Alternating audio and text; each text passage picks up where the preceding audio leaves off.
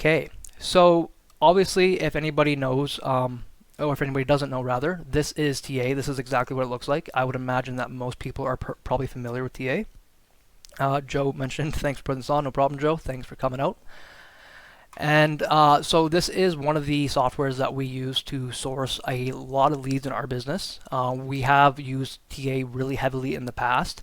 We have been going more so towards manual sourcing recently, just because I do find that we can find more variety of leads, but we still do use TA pretty heavily. I do believe that TA can be a really powerful program, and it can be a great resource for a lot of people, especially if you use it properly, or if you get a little bit more creative with TA. And then with TA, we also use a couple additional tools as well. So we regularly use a website called Tactical Bucket. And so Tactical Bucket is something that does integrate into TA. It's not directly related to TA. It's a program made by somebody that does not work for TA named Javier. But he makes all the bulk lists that you see in TA. So like when you look at a Walmart search, all the categories that you see, he's the one that actually produces those for TA. And he also makes a lot of what we call custom XPaths. So these are custom websites that you can purchase from him, and you can use those to source in TA. Jaden asks, what sites on Tactical Bucket are already preset? Is there a list? So yeah, the websites that you see right here, these are the public XPaths. So these are ones that are available that anybody can purchase or use their credits that you get with a Tactical Bucket subscription, and you can subscribe to these right away. In Canada, there's not a huge list, but you can also request custom XPaths for basically any store that you want. So of course, this does come at a cost. If you get the free membership, you don't get any credits towards XPaths, so you just have to pay directly for the XPath for whatever ones you request. I believe the price is around $20 to $30 US per site, depending on how many you purchase at a time. Or you can also, I have discussed with Javier that you can use the credits that you get with a Tactical Bucket subscription to purchase exclusive XPaths as well. So if you get a year subscription, I believe you get 24 credits, and I believe he charges 2 credits per custom store. So you can use those for custom XPaths as well, or you can purchase them individually. Of course, XPaths, if anybody is not aware, it's just a type of programming language. It's basically when you go into like the source element of a web page, that is how websites actually determine what goes where on a website essentially. It's kind of like similar to HTML, but this is what Tactical Arbitrage uses to identify what item is in what section. So it tells the software where is the picture of the product, where is the price of the product, where is the stock of the product, those types of things. You can of course produce XPaths yourself. We have tried this a bit in the past. It can be okay for some websites. For other websites, it can be actually pretty difficult. And if anything ever changes and the XPath breaks, obviously you'd be responsible to go in there and fix it yourself. I have heard of some people have success getting some XPaths made on Fiverr. But I personally like using Tactical Bucket just because Javier is well known. He is extremely good at what he does. I know all the XPaths are going to work when he does make them. And if they ever break, he always fixes them, no questions asked, and you don't pay anything additional for that. You subscribe to it once, and that's all you have to pay. So yeah, like I mentioned, this is the public list for Canada. For other marketplaces, it's quite a bit larger. Like for US, we have quite a bit more stores, and there's different ones for every single marketplace. But as I mentioned, you can come in here, you can request custom XPaths. I'm not going to show you my list because we have a ton, but you can get private or exclusive XPaths and also wholesale ones as well. And then you can basically use Tactical Bucket's Chrome extension, go into Tactical Arbitrage, sync it directly, and it pulls everything in here automatically. You don't have to manually import any XPath yourself. If you do want to import an XPath, that you can do that through your settings. You can use it with like a Google Sheet, or you can do it manually. This session isn't really geared towards that, but that is something that if anybody wants to know, we can go over. So yeah, I do think that using something like Tactical Bucket can set you apart when you use TA, because again, you can get a ton of custom websites, many websites that other people will not currently have. Jaden asked for wholesale XPaths. Do they work on sites including which are behind a login? Yes, and that's specifically what wholesale XPaths are for. So we do have multiple wholesale XPaths that we use. If it is behind a login, you would be required to give Javier your username and password, which he will connect to the XPath. So just keep that in mind if you're comfortable with that or not, but they do work. Now, not every single website would work. There are some websites that do not work properly because they do have good anti-botting software on their end, so it just prevents websites from scraping them. So a prime example would be a website like Sally Beauty. Sally Beauty does not work for an XPath. You can ask Javier, and he will tell you that it will not work. But that's kind of where Tactical Expander comes in, and we'll go into that right away as well.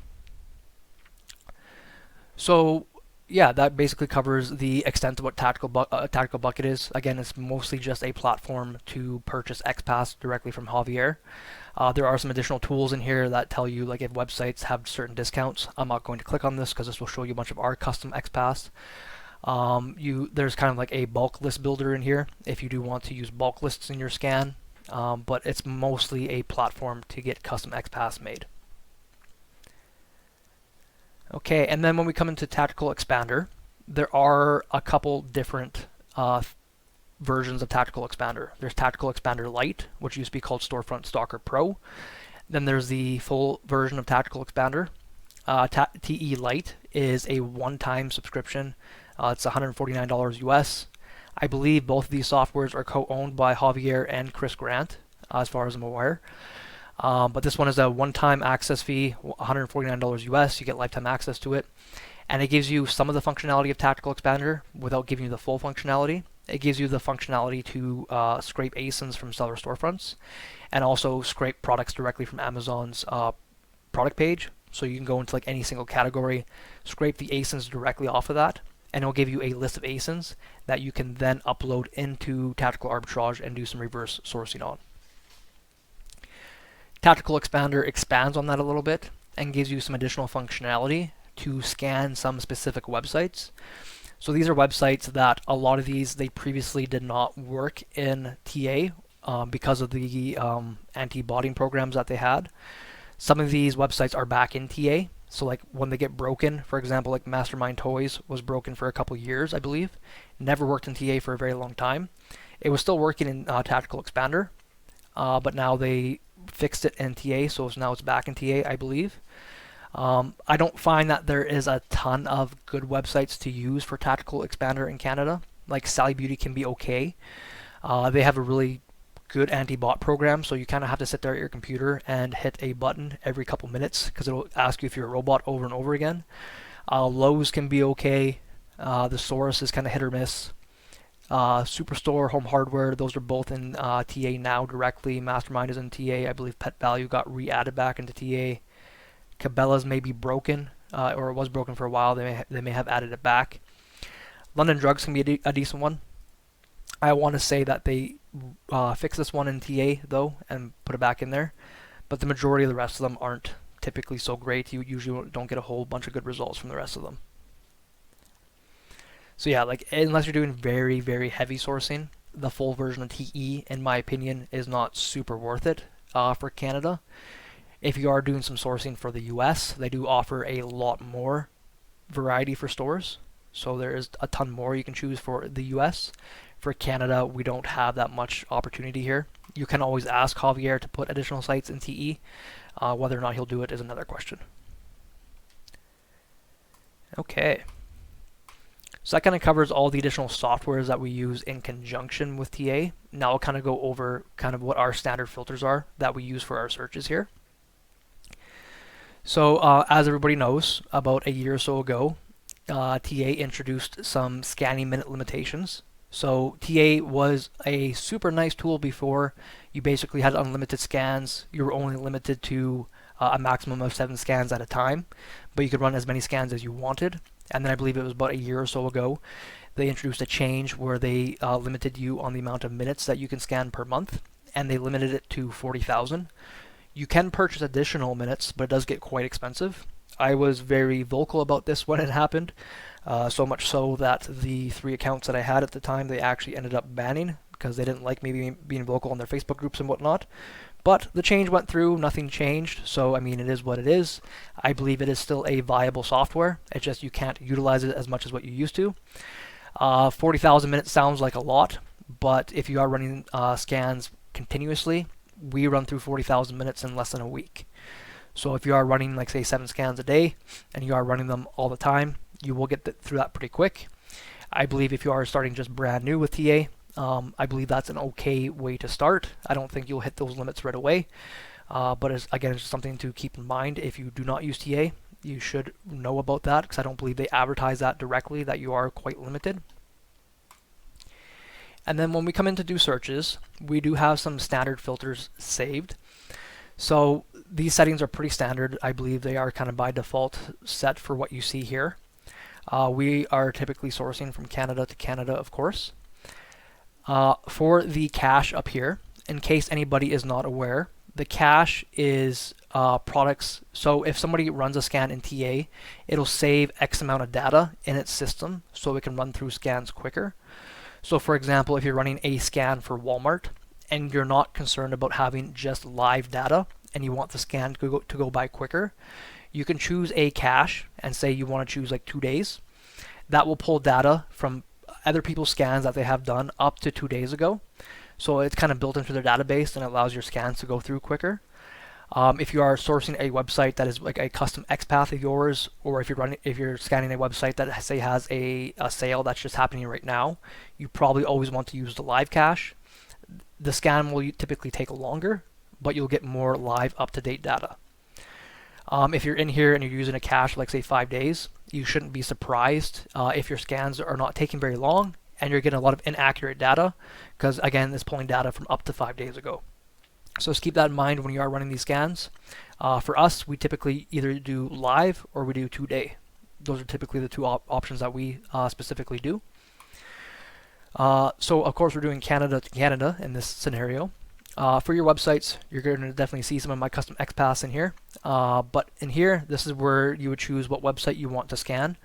So just say, for example, we want to scan RIP Bed Bath & Beyond, but just say we want to scan Walmart. When we choose Walmart, of course, we get the easy bulk categories over here. And these are just all the categories from the website laid out in a nice little format where you can just pick and choose what categories you want to scan. This is probably the easiest way to scan a website. You can come in here, you can pick and choose the categories that you want to scan. I know some people, when they start with TA, they just kind of try to select all and move it all over there. I don't believe you're utilizing your scans good enough if you're doing it that way, because you can see you're going to be very limited. You should spend the time to come into here and be familiar with the categories that you personally want to scan, and even dig deeper into the subcategories and exclude the things that would not make sense for you. So like say if you have no interest in selling beauty products, don't scan the beauty category. If you are wanting to scan the grocery, make sure you come in here and you do not use things like breads. Do not use things like deli. Those are things that will just waste your scan minutes. Those are things that you're not going to be selling on Amazon. So do not include those categories. So make sure you come in here and you are a little bit more diligent with the bulk categories that you choose.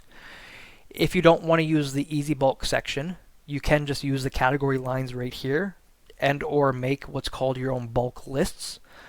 So like the simplest way to say it is you can like come on to Walmart. Say we go to walmart.ca. Ooh, not Walmarty. If I can do this right, walmart.ca. And say you just want to just scan the items that are on sale at Walmart. You can go into their departments. We can find the category for rollback or clearance or both. And then you can grab this link from up here. And then we can put that into TA in the category section instead of using easy bulk. And then this will just scan the items that are in the rollback section or the category section. So if you do this manually, you can do up to 25 different lines. So you can do essentially 25 different categories. If you make a bulk list and import it, you can do, I think it's up to 1,000 or 10,000 lines, I believe it is. That's a little bit more advanced. It isn't something that I plan on going through unless anybody has any specific questions about that. But yeah, that's kind of like the basics of how you choose what categories to scan. TYD says I have to head out, unfortunately. Will there be a recording of this live? There certainly will. I'm recording it right now, and we will throw it up on YouTube once we are done, probably by tomorrow. But thanks for joining us, and I hope you have yourself a good night. So So yeah, like I mentioned, just be mindful of the categories that you want to scan so you're not wasting your scans and not wasting your scanning minutes. And for websites that are or that do have a large catalog like Walmart, you may have to come in here and do multiple scans if you do want to do the entire catalog. Because with your scans, you will by default be limited to 500 categories or 500 subcategories. You can use your rubies, these things that accumulate every single month, to buy extra, but by default you'll be limited to 500. So in ours right now we have up to 650. But let me get back into this here.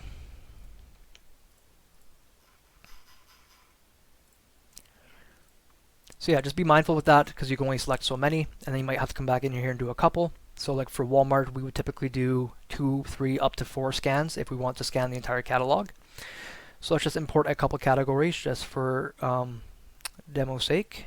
I'm not going to do anything too serious. I'm not going to go into too much detail with this. Once you pick everything that you want, you click Add to Bulk, and that transfers it from over here to over to this section, ready to scan, and that's telling Tactical Arbitrage that we want to scan these categories. And then for us, we do have a standard save filter. So you can save your filters, and I'll go through exactly the filters that we use. I operate under wanting to use as few filters as possible. I find that you want the software to try to think as little as possible. It will produce more junk for you, but I do find overall it will work better. You will find more things that the software otherwise would not find, but it does take a little bit more work to filter through the results once you do get them. So when I used to use TA, we used to use a ton of different filters. I used to restrict it so much, make sure Amazon's not in stock, ratings, reviews, etc. Since we've refined our processes and me watching a lot of videos from somebody like Chris Grant, I've narrowed it down to use as little filters as possible. So these are kind of our standards. For the source price adjustments, we would typically only use this if we're running a scan for a website that has a set discount. For example, like Indigo, if you have their Plum Plus membership, you kind of get a standard 10% discount on most things. So we would put a 10% discount in here. So TA factors that in. If you do want to factor in sales tax to your sourcing, you certainly can. We do not, because if you are registered, that is something that you can claim back. You can also factor in things like cash back, things like that. We don't factor that into our profits, but you certainly can if you so choose. We remove sales rank as per our settings that we have. So we have set individual settings for each category. So again, I don't believe sales rank should be a be-all, end-all for what you want to source. I believe it should just be a filter for items that you want to determine whether or not it's worth digging deeper into. So we set them relatively high. We may not always source things in electronics that are 100K, but I want to see everything in the electronics category that is 100K. Sometimes you can find something that is super viable that's 90K, and if you set this for say 80,000, you're going to completely miss it. And then for the categories that we don't want any results coming through, we set them for 1. So that's clothing, accessories, books. These aren't things that we typically source, but of course, if you do source them yourself, you'd want to adjust those accordingly. But yeah, these are kind of the standard ones that we have. You would probably find that they're typically within the top about 3%-ish for each category. You can set a catch-all rank, so like say if you just want like 100K for every single category, you can do that. But again, you're going to get a lot of more additional junk in categories that do not make sense for sales ranks that high in their category. I do have very, very few filters here. There's a ton of different filters you can apply. So like you can remove if items are out of stock at the source. I don't like to do that because quite often if say Shoppers has an item that's out of stock, we can typically reverse search that item and find it somewhere else. So I like to include those. We get a ton of opportunity from items like that. We remove items if they don't contain any weight or size data. That's just a personal preference. Typically that means that there are no FBA sellers on that listing. That is usually typically the only reason why we do that. I personally remove hazmat products just because we don't particularly source a lot of hazmat for us in our business. If you source hazmat, of course, you probably want to include that. Everything else we basically leave exactly as is. If you do want to apply additional filters, again, you certainly can. Like say if you apply something like remove if Amazon has been out of stock 50% or more in the last 90 days, you can do that, but your scans are going to take longer. And I also find that tactical arbitrage is not always the best with telling you if Amazon has been in or out of stock for a set time period. So it could help you produce a little less results, but you could also miss a lot of good opportunity. So we don't personally include that. If you want to remove anything specific to any source titles, you certainly can do that in here. So like say if you want to not source anything that contains the word Nike in it, you can include Nike, you include Nike, Yeti, you include all kind of categories that you like. You can exclude them in here, or you can exclude them in the search itself, which we'll kind of go over a little bit later. Or if you just want to search for one specific brand, you can remove products if the source title does not contain a certain keyword. So say if you just want to search for Nike, you can just put Nike in there, and it'll only search for items that include the word Nike in the title. Vinny asked, he's late to this, will this be recorded? Yes, it's definitely it's being recorded right now, and after today we will get it uploaded on YouTube as soon as we're able to get it processed for sure. So again, with the playing into not wanting to use as little filters as possible, we don't personally use any of this, but of course you certainly can. For our costs and fees, we keep it pretty straightforward. We just tell Tactical Arbitrage to include a prep standard fee per product of 50 cents, cost to create a bundle, 50 cents, cost to prep oversized products, $1, and cost per pound to ship to Amazon at 30 cents. So you can adjust these to your liking. I do find that they work quite well, and they will factor this all into your profit calculations. And then for our profit and ROI requirements, we are pretty loose. We have a minimum profit requirement of $1.50 and a minimum ROI of 15%. Of course, if you want higher profits, you can certainly use that. I know that there are some people, and there are some people that I've talked to in this chat, that only look at things that, you know, profit $5-6. I think that may be too tight. If you do want to operate your business that way, you certainly can. I have the opinion that you leave a ton of opportunity and a ton of profit on the table if you limit yourself like that. You can find a ton of great stuff that profits you less, but that moves some serious volume. So that's the settings that we use. Abercent says, sorry, you are okay with profit of less than $5? 100%. I sell probably 90+% of my catalog profits less than $5. I'd say my average profit per unit is probably around $3-4, maybe even less. And it's going to be dependent on you and your personal business model. Of course, if you're profiting, say, $1 on an item, you probably don't want an item that takes heavy prep. But if it literally just, if it's a super stable price, it never changes, it literally requires a label, and you can personally sell 100 units plus per month, I am completely down with that. He says, I see, I thought it would be more hassle with huge volumes. Okay, thank you. Not necessarily. Again, it depends on your personal business model. If you're doing this part-time and you're just shipping out of your living room, maybe. This is something that I do full-time. I have employees. I have people that actually prep for me. Even so, on average, we prep 60 units per person per hour. So even if, say, I was doing this part-time and I could profit $60 per hour based on my averages, I would definitely be down for that if I wasn't doing this full-time. For my other filters, again, I don't use a whole lot. There are a couple in here that I do use. So the show Amazon out of stock results, that will show items that Amazon does not currently have in stock or that are not in stock on Amazon. Those would typically be items that are suppressed that you couldn't find in regular searches. So we do include those because that can include some additional opportunity. These settings over here also show reverse search results of more sources. What this does is it essentially, when it finds an item, it'll also quickly do a reverse search of that item to see if it can find it at another source that is in TA. So for example, if it finds an item at Walmart, it'll also reverse search it and see if it can find that same item at, say, Shoppers. And then that will include that in your search results as well. So we do use that. It does produce some duplicates, obviously, but quite often what that does, it eliminates us having to reverse search that item ourselves. So it'll find it at, say, at Walmart for $10, and it'll find it at Shoppers for $8. So we can see right away Shoppers is on sale for $8, so then we don't have to do any additional sourcing ourselves. Vinny asks, what TA subscription plan required for these features on your screen? This is the base OA plan. There are other options for TA. We can quickly look at the pricing here. TA, or Tactical Arbitrage. pricing. There are some other plans that include scans for like wholesale. I think like their book flipping plan, something like that. Really, all you need if you're doing OA sourcing is the OA plan. If you want to do wholesale scans, you need the wholesale plan, or if you want to do them both, you need OA and wholesale. The flip pack, I haven't personally used this. I can't really speak on whether or not this is worth it. It does say that it finds Amazon flips. I don't find like it works super well in Canada. Like I did test it out years ago, but again, that could have changed since.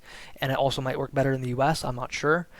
And the library search, I believe that is for books. So I'm not 100% sure how that would work for this particular account. And most of our accounts, we just have the OA plan. For one of our accounts that we do wholesale scans on, we have the OA and wholesale plan together. Jaden asks, does it reverse search your custom XPath? Assume for tactical arbitrage you pay for OA option, which is $840 annually or $70 a month USD. Yeah, so if you do have custom XPath uploaded into TA, it will reverse search those as well. Again, it's software, so it's not perfect. It's not going to find everything. It will again search UPC and titles depending on which option you choose.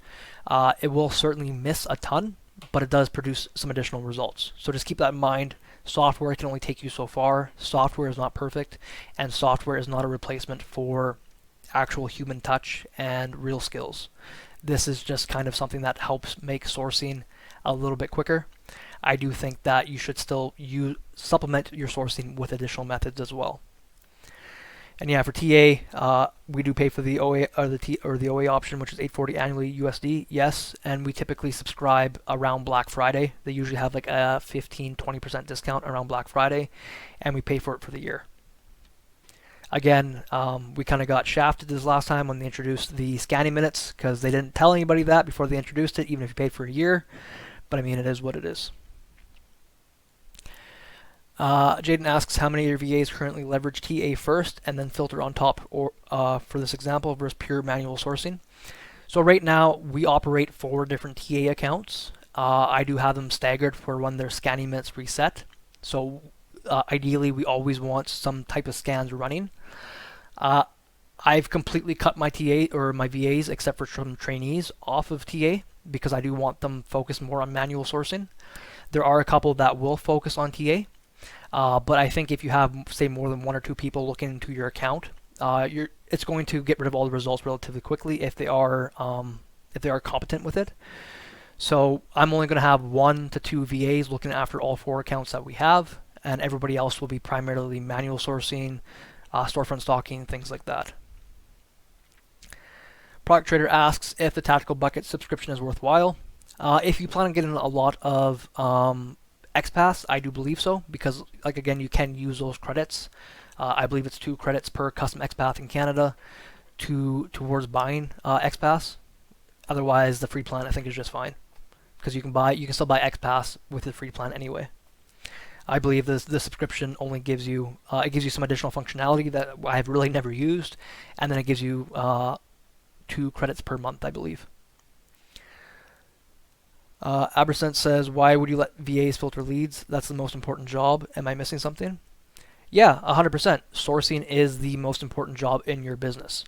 But if you are able to train somebody to properly source for you, I don't believe that they should be a 100% replacement for your business, but they can supplement that for you. So you only have 24 hours in a day. You can only do so much in a day. If it was just you that was sourcing, yeah, you can probably find some gems if you're very good at it, maybe that the VAs will not find, but you'll not be able to find everything that you plus a VA or you plus 3 VAs can find. So I don't believe that you should have VAs as your primary sourcing method. You should still know how to do this yourself and how to source yourself and do a lot of sourcing yourself if you have the time. But they can definitely help leverage your time and find you additional products that you may not have found otherwise, especially if you train them properly. In my business, we have 8 VAs right now. A lot of that obviously has to do with my leads list service, but we do run them through extensive training for every single one. So if they are competent, they can still produce you a lot of great results. Joe asks, a little off topic, how many units are you purchasing roughly a week or even a day? Right now, for the last 2 days, we've been doing some heavy purchasing. We purchased, I believe, in the last 2 days, almost 2,000 units. I'm trying to do about 2K per week. Not hitting that every week, but my spend goal right now is about 100K per month, and we're hitting that right now. We're getting really close to that, and then from there, obviously, we'll be expanding that throughout the rest of the year. Anchor says, I'm looking at YouTube videos of big sellers in USA. They're talking about they're selling 50K a month on OA 4 to 5 months after they first began. Doesn't that take a lot of capital investment? I want to reach that level, but I don't have that much money to invest in the beginning. 100%. The more money you have to invest in this business, the more you're able to make. If you can only put in $1,000 to begin with, that's only going to take you so far. You can leverage that $1,000 if you make smart buying decisions, and you can keep flipping it, keep making more money, more money, more money. But yeah, if you come into this business and you have way more capital to start off with, you're obviously going to be able to expand it more. So what some of those sellers don't tell you is they either had more capital behind them, they got loans, they leveraged credit cards, things like that. So if you are brand new, I would not recommend leveraging credit cards or leveraging loans off the bat. I only recommend doing that once you have a full understanding of how Amazon works and when you are comfortable enough to make viable purchasing decisions. If you have, like, say, $1,000 to invest into it, that's great. I think that's a great way to learn. Put it into it, learn some things, make some mistakes, try to make them as quickly and as cheaply as possible, learn the system, and keep reinvesting from there. I started my business about four and a half years ago. I started with $1,000, and we have expanded pretty greatly since then. Vinny says, it's difficult to find resources online to configuring and building XPath. Chris Grant has some materials, but it seems at very high level. Is there any way you can provide guidance or probably pay consulting? So Vinny, I'm actually not great at making XPaths. I actually find that XPaths are pretty difficult. We have tried it. If you remind me after the session, I can send you a link to a video that I found helpful that kind of walks you through the process of how to build an XPath. But it's not always that straightforward if you don't understand the programming language. Like, it tells you where to find certain things. Like, so I'll just show you, for example. If we go into, I believe it's page source. No, it's inspect. The wrong one. All this information in the elements, this is all XPath information. And you can see where it highlights on the screen, where it's directing that information to. You basically have to go through there and find what relates to what information. And then you have to be able to tell the software the proper information for it to pull through. So it seems like it's a little bit easier than what it is. It can actually be a little bit more difficult because sometimes, like, this does not work for that specific section. You have to go into the subcategories, and you might have to put in some additional information for it to work properly. You can use tools, like there's a Chrome extension called XPath Builder, that kind of helps you out.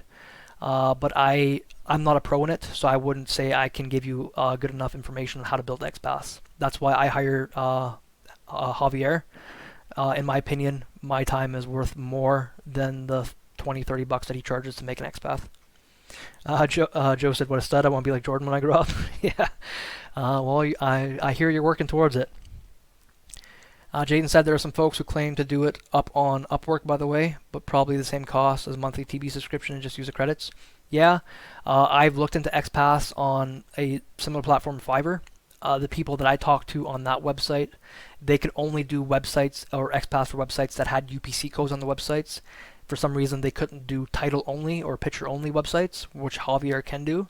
I'm assuming other people probably can. But just keep in mind that they are maybe guaranteed to work when you first get them, but if they ever break, they're probably not guaranteed for to fix them like Javier does. You probably have to pay them additional money if you want them to fix it. Escape Monkey says, can you go over syncing a TB XPath and scanning it? I seem to have trouble with that part. Sometimes I scan an XPath and end up with 0 products checked. Not sure if it's me or the XPath. So yeah, like when we sync XPaths, we literally have the tactical bucket Chrome extension. We click this, we click sync, and it syncs all of our XPaths from tactical bucket. If you want to import it yourself, you have to go into your settings. I believe it's advanced user. And then from here, you can create a new rule or import your own custom XPaths. So you create a new rule, you can import it directly from Google Drive or input your own information in these fields. So if you're making it yourself and it's not working, chances are it's you and your XPath is not being made correctly. If you're getting it from TB and you imported it, just import it via the Chrome extension. Make sure you can see it in this list. Make sure that it says active and that's for sourcing Canada or whatever marketplace you want to scan. Save it. Make sure it shows in here and then scan it. If it produces zero results after you do that, and if you had it made by TB, contact Javier and he will fix it for you. If it's ever not producing proper results, that is his responsibility to fix. He'll probably ask for your scan logs. You can get your scan logs by going into your dashboard, looking at your completed searches. They're only available for, I believe it's 72 hours, so you want to make sure that you do get them. You come into watch logs, you download this, you send that to him, and then he'll fix it for you. Anchor says, thank you for the advice. Is the main reason we get IP complaints. Okay, we'll start going into these questions a little bit later here. I might as well just answer them, whatever. How we get IP complaints is if I'm selling a product on Amazon when the brand is already selling it. How can I make sure that the brand is not a seller? Does the brand always use its name as a seller, or can the brand use a different name on seller name? So IP complaints, there's a big misconception about IP complaints. I'm actually going to talk to Chris Grant to see maybe if he can come do a presentation with everybody in the community, because he's very good at his knowledge with IP complaints. Obviously, he owns IP Alert. But there are some big misconceptions. Like, people think that just because a brand doesn't want you to sell their products, they will submit an IP complaint against you. That's not exactly how it works. IP complaints happen because the brand is telling Amazon that you are using their intellectual property. So like their images, their copyright, things like that. Those are things that they own. A brand cannot legally tell you or prevent you from selling a product on an open marketplace. That is illegal. But so the way brands will try to control their listings is that they may submit IP complaints. It may be a valid claim. You may be using their images, or their images may be in the Amazon listing, or you may have their copyright in the listing because people just copy and paste things like that. But some brands will do that because they're a little bit shady, even if that is not the case, so that they can try to control the listing. Technically, that is illegal, and technically you can take them to court for that. But I mean, in my opinion, and most people, they know that most people probably won't bother because lawsuits are a pain in the ass and expensive, so they just do that to try to control the listing. Most really big brands will not do that because they know that there are potential consequences, but some brands certainly will. If you want to see if a brand is a seller, click into their storefront, see if they're just selling that specific brand. Flip the tab or flip the URL from amazon.ca to amazon.com. You can see their store information there. But yeah, just do some due diligence, do some research. If the brand is the only seller that's on a listing and they've never had other FBA sellers on a listing, or you see large drops of FBA sellers on a listing on the third keeper graph, that may be something you want to do more research into or avoid. But also, IP complaints are not super common in Canada. They are a lot more common in the US. They definitely do happen in Canada, but they're not that common in Canada like they are in the US. Product Trader says, how come TB has premium XPath versus normal ones, or ones available for subscription plan only? I'm not sure about the ones available for subscription plan only, but I know like their normal ones are for their regular websites, like their public websites. So like these ones, these are just public. Anybody can see these. Anybody can subscribe to these. For the premium ones, they are private or exclusive XPaths. Private XPaths, I don't remember exactly what it is, but I believe private XPaths, they're only, I believe they are displayed to other people after a month. Exclusive XPaths, they're never displayed to somebody else. Of course, if somebody else wants to purchase that XPath, they certainly are free to, but they will never see it in the list. I believe that's how it works, and you pay a little bit extra for that. These guys, these public ones, you can just get free if you have XPath credits with your subscription, or you can purchase them. They're cheaper. The premium subscriptions are for the custom XPaths.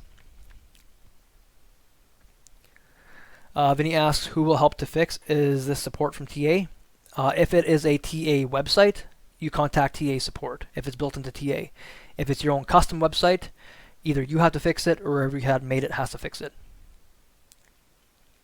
Aberson says, Ninja likes doing IP complaints. Some brands are more prone than others. These are just things that you have to take into consideration. If you know that they are prone to doing it, they're probably listings that you want to avoid because it's more of a pain in the ass than what it's worth. Joe said, could you share your prep process one day, like the equipment and software you use? Yeah, maybe. We do have a lot of products over the warehouse all the time, so if I can find a way to not show those to everybody, I definitely think I could. I will put that on the to-do list for sure. Okay, so while additional questions come in, I'm going to continue here. So I went through the filters that we use, and then I'll kind of show you my process for how we filter through products.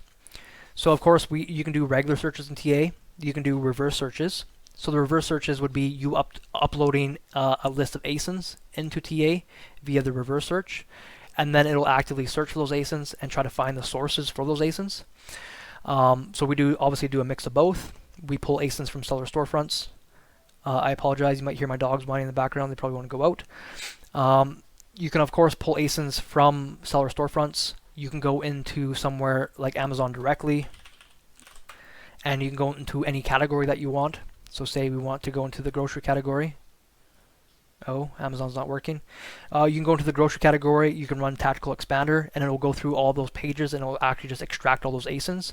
You can do that as well. So those are great things to do. I believe utilizing reverse searches can be pretty powerful. You can find a lot of great stuff doing that a lot of other people are not finding. If you don't have Tactical Expander, you can just upload your own list of ASINs, or you can go into like the Keep a Product Finder and extract the ASINs from there, however you want to do it. And then when I come into my page where I have all my products here, my page might look a little bit different than most people's pages, because the columns, the way that they set up the columns, it's kind of messed up. They don't do it in any good functionality. So you can move these columns around however you see fit and hide any ones that you don't want. So the way that I have it set up is I always have the source right here, the source image, the title, if it's in stock, the price at the source, if we included any discounts in our scan, and then our Amazon image, Amazon title, sales rank, and history chart. So I find that this works the best for me to be able to see the information that I need to see right away. We do have additional things like the selling price and whatever over here. To me, when I'm looking at information in TA, that's not really relevant to me. If you do want to filter in things like just say specific products or specific profit margin rather, you can use a filter manager and just use that from here. So like say if you just want to look at items that only have $3 profit or more, you can come in here, you can put $3 profit or more, then it'll only show you items that have that or higher. So for our columns, in case anybody's curious, this is how I have it set up. Again, you can move these however you see fit. I found that this is the process that works best for us in our business. And then I have most of these columns hidden because I don't think that this is relevant to us when we're scanning things in TA. And then this just gives me a visual where I can see the product here. I can hover over it, see if they're a match. I can see what my price is immediately. And then when I look into the product, I can click this button here. It opens up both the Amazon page and the source page. I just need to activate it here. Allow. Redo this. It opens up both pages for me, and I already know that my buy cost is $11.19. So I can open up the source, which is this is a custom XPath, Healthy Planet Canada. I can see the item here, and then I can see if it makes sense for us in our business. So I can put $11.19. I can see that my max cost right here in Seller Amp is $10.45. So based on my personal profit requirements, it probably wouldn't make sense. But looking at the big picture, it certainly might. So this is kind of discussing the video that I released earlier today. So like I can see right now, I will look to see if this is really the price. It's not the price right now, so it might have been a sale that is no longer on sale. So my buy cost is $13.99. But I can see like with this item on average over like the last three months, it looks like the average price is about $25. We do see some dips. So if we were to sell this at $25, it still wouldn't make sense. But if we were able to get this at $11.19, or I believe it was $11.19, $11.99, whatever, this might make sense for us. So this might be an item that I set a keep alert for and have it notify me when the price is back up to $25. And that might be something that I look into a little bit later on down the road. Anchor says, thank you for the advice. I haven't yet started selling on Amazon, but I want to get all my concerns resolved before I jump on the selling boat. Is there a course like Learn Online Arbitrage for Amazon FBA Canada? I don't know if there's too many resources in Canada. Some people have mixed opinions about courses and stuff. I'm not a huge fan of courses. There are some people that are legit, but you have to actually find those people. A lot of people are just out there just to make a quick buck off of you. Don't give you any real value. Uh, I've never taken any courses. This is all self-taught, learning, talking to other sellers. I would suggest you hang out in the community, ask questions, watch a lot of YouTube videos. Um, of course, shameless plug, you can watch the videos that I put up on YouTube. And then like you can get a lot of good information from American sellers. You just have to adjust it for the Canadian market. So American sellers like Amazon Lit, Watch Me Amazon, those are wholesale sellers, but their advice can certainly apply to OA. Fast Track FBA is a good resource. Reezy Resells is a good resource. I would recommend doing a lot of research. I know places or sellers like Amazon Lit and Watch Me Amazon do have wholesale courses where they can walk you through absolutely everything. They are quite expensive, so you have to decide whether or not that's worth it for you. I believe like they're 2K USD plus. Product Trader asks, do you do any US to US scanning? How does it compare to Canadian scans? We certainly have. It's exactly the same. You can adjust your filters and whatnot accordingly. You can apply more coupons because US has more coupons than what we do in Canada, but the process is more or less exactly the same. So then, yeah, when we're filtering through products, this is exactly how I would do it. I typically sort items by sales rank. I want to see what items are selling the best first. If you look in Chris Grant's video, he quite often filters with how many estimated sales happen per month. There is a filter for that in TA. I don't find that super accurate in Canada, but you can certainly use that in the US. I do find it's a little bit more accurate in the US. And for the Keepa graph that you see here, just be mindful that this is not actually from Keepa. This is TA's own in-house produced Keepa graph. So quite often if you see that, like I find like the pricing is pretty accurate, the price that you see. I wouldn't take the sales rank drops to heart, and I wouldn't take Amazon being in stock to heart either. Quite often if you see that Amazon's in stock on a Keepa graph, when you actually look into the product, they are not, or vice versa. So I just use this as a visual representation just to ensure that my price looks like it makes sense. So like this item, I can see it's B6, 50 milligram, 90 tab, B6. This is 250 milligram, so I can see right away that this is a mismatch. So I would not even open this guy most likely, because this is 50 and 250 milligram. But I would compare the items, make sure that it looks like my price is stable, or that I don't see like a sudden spike that TA picked up, and that would give me an indication that I personally want to look deeper into that product. If you do sit here and you do look through every single product that TA produces, you will certainly probably find more results in the long run. You will certainly probably find more hidden gems. I just don't personally think that's a great use of time. If you do have a VA or you're training somebody to do some sourcing for you, you can more so train them to look through everything. But for me personally, I value my time. So if I'm sourcing, I only want to look through the products that actually look very interesting to me. So like just looking at this one here, this one looks like super cod liver oil, 180 soft gels, 180 soft gels, 13.59. I don't see like any random spikes in the price. So this would be an item that I'd be interested in opening up and digging into further. JR says, great info, Jordan. Do you have a learning Keepa type video to show how you use all the tools on Keepa? I had Scoutly, Seller Amp as I was doing mostly books, but now I just subscribe to Keepa as I want to get more into RAOA, non-books, and everyone says Keepa is a must, so I'm behind the game a bit. Speaking of Amazon in stock, I see sometimes they show 999. What does that really mean? They have 1,000 units in stock, really? I always skip those items.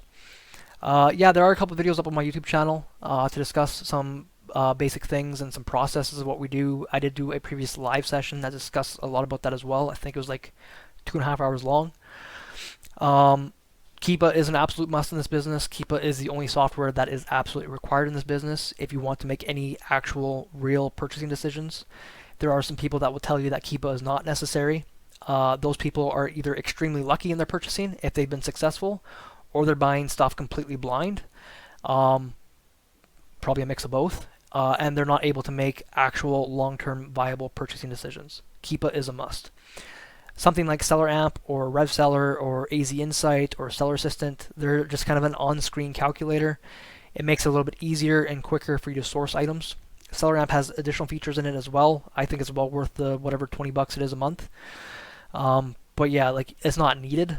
We use this a lot to export things into multiple different Google Sheets. Like I have 20 or 30 different Google Sheets that we use. So it just makes our processes a lot quicker. In regards to Amazon being in stock, yes, 100%. They can have multiple thousands of units in stock, or Keepa just cannot track their stock correctly as they can with other sellers. Anchor says Sasha T, Toonie Flip, Cheryl, Marcinik are some Canadian YouTubers who share their experience and their knowledge has been pretty useful. Please give me more Canadian YouTube channels who are doing RA, OA in Canada. I know Toonie Flip has some good information. I've seen him previously before. I've heard good things about Sasha Teed. I haven't looked into anything about her. Cheryl, I have mixed opinions about. She's a quote-unquote coach. I've pointed out some flaws in her information, and she immediately blocks me from every platform, even though I'm not being a dick. I'm just saying that, you know, some of the things that she is saying are misleading because her profits are not what her profits actually are. So she's very misleading. And I mentioned that, and she blocks me immediately, so I can't say if she provides any real value. If anybody else has anybody that shares good information in Canada, please drop it in the chat for everybody else to know. But yeah, getting back into this product, let's see what our buy cost is. So our buy cost right now, this item's on sale for $15.19. We can see that TA picked up at $13.59. So we can see that sometimes it'll either be an error, it may not pick up the right price, or it may have picked up an old price when it was previously on sale. So we may not see the correct information right here. The more on top of your scans that you are, like the more that you're actively reviewing the data that you see, the more accurate information you should of course see. So in this case, it's $15.19. It looks like it's right now it's selling for $25.64. So it doesn't make sense for us right now. But these are items that I would not immediately disregard because it looks like on average, it looks like it does quite often sell for about 28, 29 bucks. So if we were to sell this at $29, this may be an item that might be interesting depending on the volume. So if this is an item that looks like it actually sells some volume and it's interesting to you, this again might be an item that you want to set a keep alert to notify you once the price is back up to that price. It may not be interesting right now, doesn't mean that it will always not be interesting. So for items like this, of course, we would dig deeper into the seller stock via Keepa, data, offers, filter by prime, include historical offers, and we can get a feel for better feel for how many units other Amazon sellers are actually selling. We want to look through outliers and take this information with a grain of salt because it's not always 100% accurate. But it looks like it is potentially selling about 39 units per month. So depending on how many sellers are on this listing, depending on the price that you're going to sell this for, this may be an item that looks viable for you. Anchor says Cheryl's program courses on her website are ridiculous. 5,000 to 8,000 for teaching us how to learn OA. That is a big problem. 100% guarantee. I 100% agree. I think that is absolutely ridiculous, especially for OA. Considering you can get a course from somebody like Amazon Lit, who is a multi-million-dollar seller. Like they sell $50 million a year for like $2,000 US. Guaranteed they have a shit ton more value than Cheryl could ever provide. I'm not saying that Cheryl can't provide any value, but to charge $5,000 or $8,000 for that, I think is absolutely ridiculous, and I think that she's probably fleecing some people. You could probably get some good value out of it, but you can probably learn a lot more information just looking at things yourself. Jaden says Duncan McPherson, but I find it's just content in a course format, which you will find generally online, so it just speeds up the learning curve with money attached. Just network with sellers, join Discord channels. I agree. The most things that I have learned is talking to other Amazon sellers and examining just free YouTube videos that are online and applying it to my own processes and actually just trying things. Again, courses can 100% for sure probably in some cases provide value, but you have to be willing to weed through and find those snakes that are just trying to fleece your money out of you. Let's see if we can find anything else interesting here. Of course, if you look through the items and they don't look viable, I'd recommend deleting them out of your list. Some people leave them in here all the time just so they have a backlog of products. I don't like looking through the same products over and over again, so that wouldn't be worth it for me. This guy, it looks like it is a match, so 500 milligrams, 100 cap, $14.99 at Shoppers. It looks like Amazon's selling right now for, we can see that it dipped right there to about $19.42. So that probably would not make sense right now. TA probably picked it up when it was selling for like 28 bucks, but it looks like that was probably a temporary price increase. So that wouldn't be one that I dig deeper into. JR says, what are your thoughts on the PAC podcast or course? Just came across it yesterday. Seems like another great source of info for learning, even the free content. I don't believe I've even heard of it, so I couldn't tell you.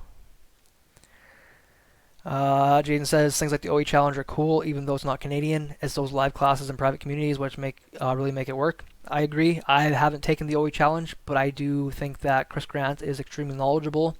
He's not a snake. He knows what he's talking about. And if you are going to pay somebody money, I think he would be a good option. And he actually provides value to our community. And it's funny because I found Jim's podcast from a video of Cheryl and one of his students. Her courses are way overpriced, so I agree with that. PAC is legit. Proven Amazon course. Okay, I've heard of that. I didn't realize that that's what it was, but I don't know anything about it. Jaden says another Canadian one is Rob Cosman, selling from the beach, and Dan Wen has a Facebook group along with a few others. Some of those guys are pretty legit. I do like Rob. Dang can be another question. We won't get into that. Yeah, so I'll source through some of these products here, and we'll see what we can pull out. So this guy looks like it's from Well for 37 bucks. Amazon, it looks like it's about 50, 60, or 60, 70. As a general rule of thumb, you typically want to find products that are selling for about double what your source price is.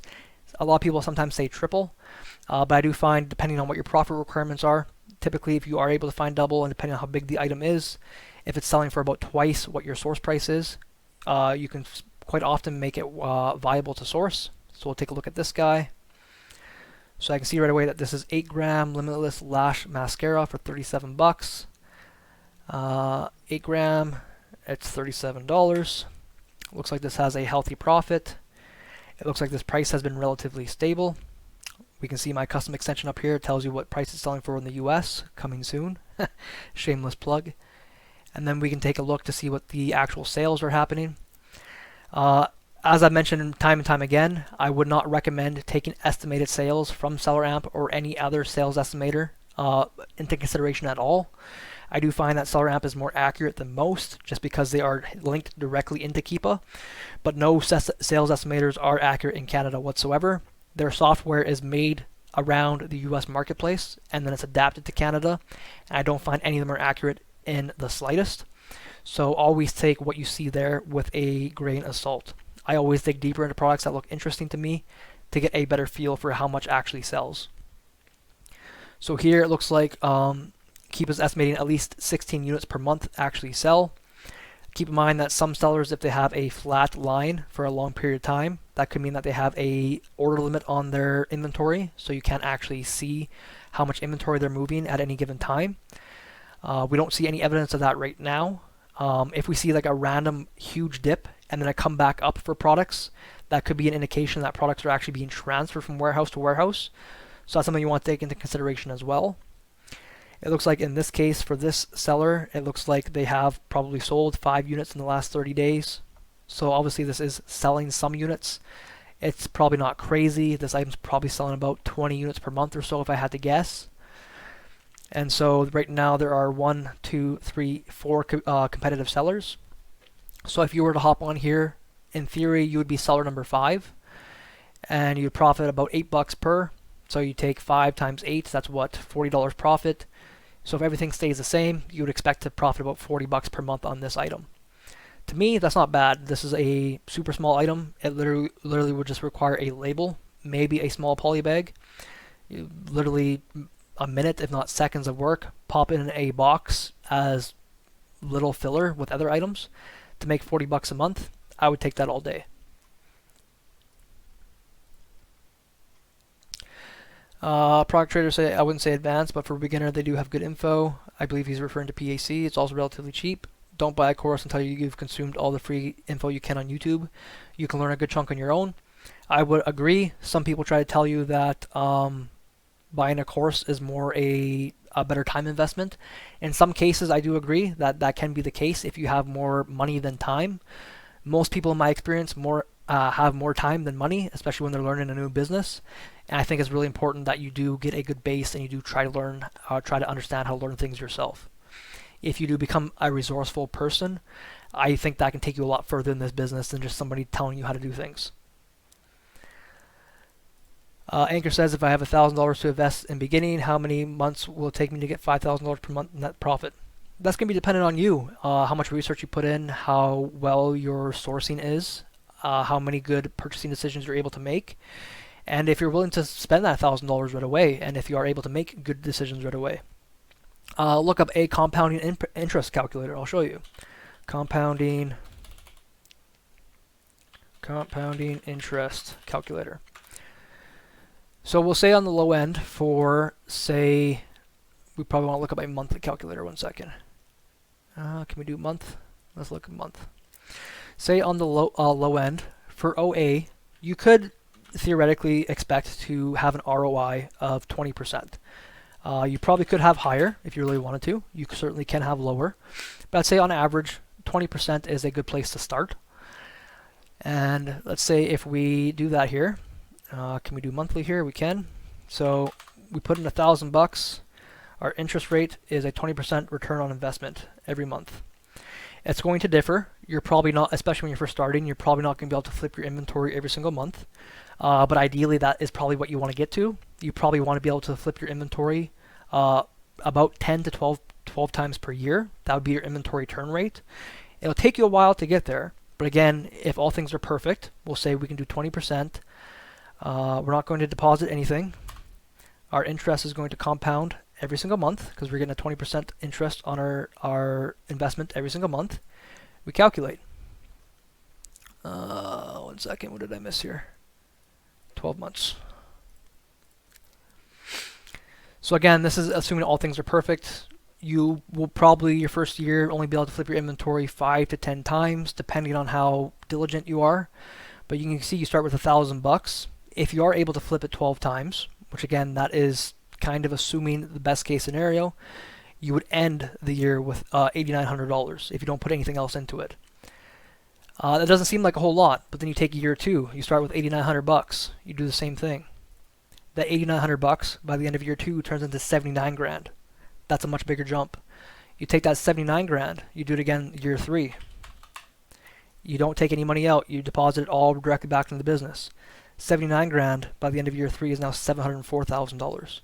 Again, these are perfect scenarios. Your ROI is probably going to decrease as you scale. You may not always be able to flip your inventory 12 times a year. Say it's only 10, but you know, if you look at that and you do things properly and you're not trying to pay yourself immediately, you can very easily turn $1,000 into $100,000 plus with enough time and with enough educated purchasing decisions. If you're buying shit inventory, you're going to obviously not make money. But if you do things, if you're diligent, you make good purchasing decisions, and you actually put some real time and effort into the business, you can 100% grow $1,000 into some real money over the course of a couple of years.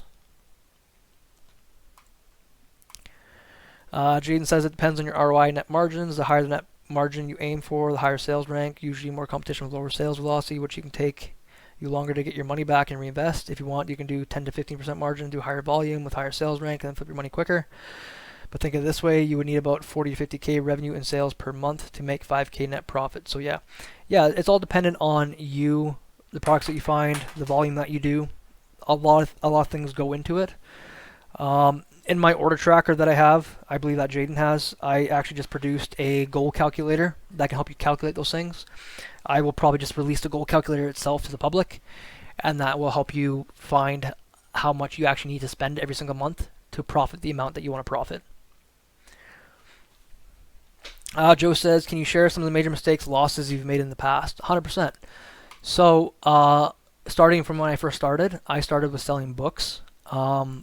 I was on a staycation from work for a week, and I found Reezy Resells videos on YouTube about selling books. That's how I got started in Amazon.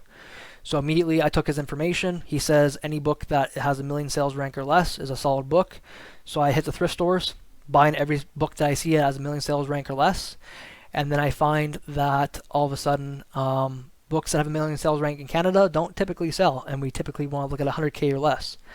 So that's one mistake. I learned how to adjust those things to the Canadian market. We typically want to look at sales rank that they say in the US is viable, divide that by about 10, because we have about a tenth of the volume or a tenth of the population, both in Canada. When I started, I didn't make too many mistakes with OA. Obviously, we have bad buys. We still have bad buys today. It happens. It's part of the business. But when I first started getting into wholesale, I opened up quite a few wholesale accounts. I finessed my way into some distributors that you probably should not have accounts with because you need certain licenses, like beauty distributors. Went pretty heavy in a couple brands, and they were going very well, selling some stuff. It was going really good. I was making a decent amount of money. I was still working full time. went heavier and heavier and heavier into a specific brand. I won't say what brand it is. All of a sudden one day, my listings are completely deactivated, and I have about 10 grand my cost in product at Amazon. And I was like not even a year in, so that's a lot of money.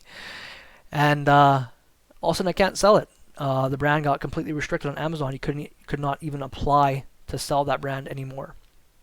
And the mistake that I learned from that is, if I was open with my distributor, which I didn't tell them to begin with that I was an Amazon seller. If I told them that I was an Amazon seller, they would have told me that you cannot sell this brand. This brand does not want to be sold on Amazon. I would have avoided that entire situation. So obviously I still had the product. I couldn't return it to the distributor. I mean, I probably could have, maybe for a restocking fee, but that would damage the relationship with that distributor. And I didn't want to do that. So I had to try to sell it elsewhere, eBay, flea markets, etc. Took a very long time, like over a year, but I eventually sold everything, got my money back, thank God. But it was a big hit to my cash flow. Like, that was a big chunk of my cash flow I had at the time.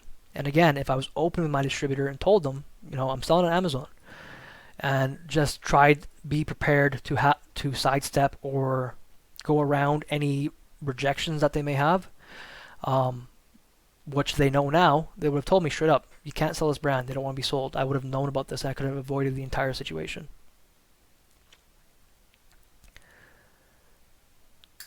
Product Trader, Escape Monkey said, did you say 1 million? Yeah, so as far as I'm aware, books in the US, 1 million sales rank or less actually sell. Like, some of them might be long tails, like they take a while to sell, but they do sell.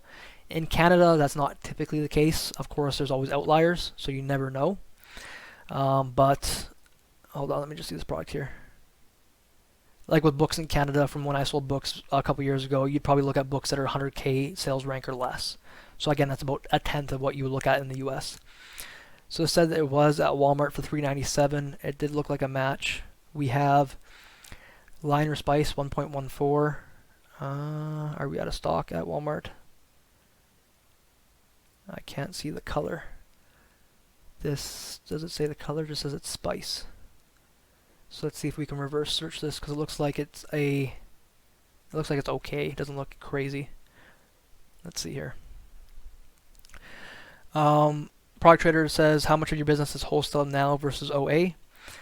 So right now, I would say earlier this year, we were about 20% wholesale. Prior to restock limits, we were about 70-80% wholesale.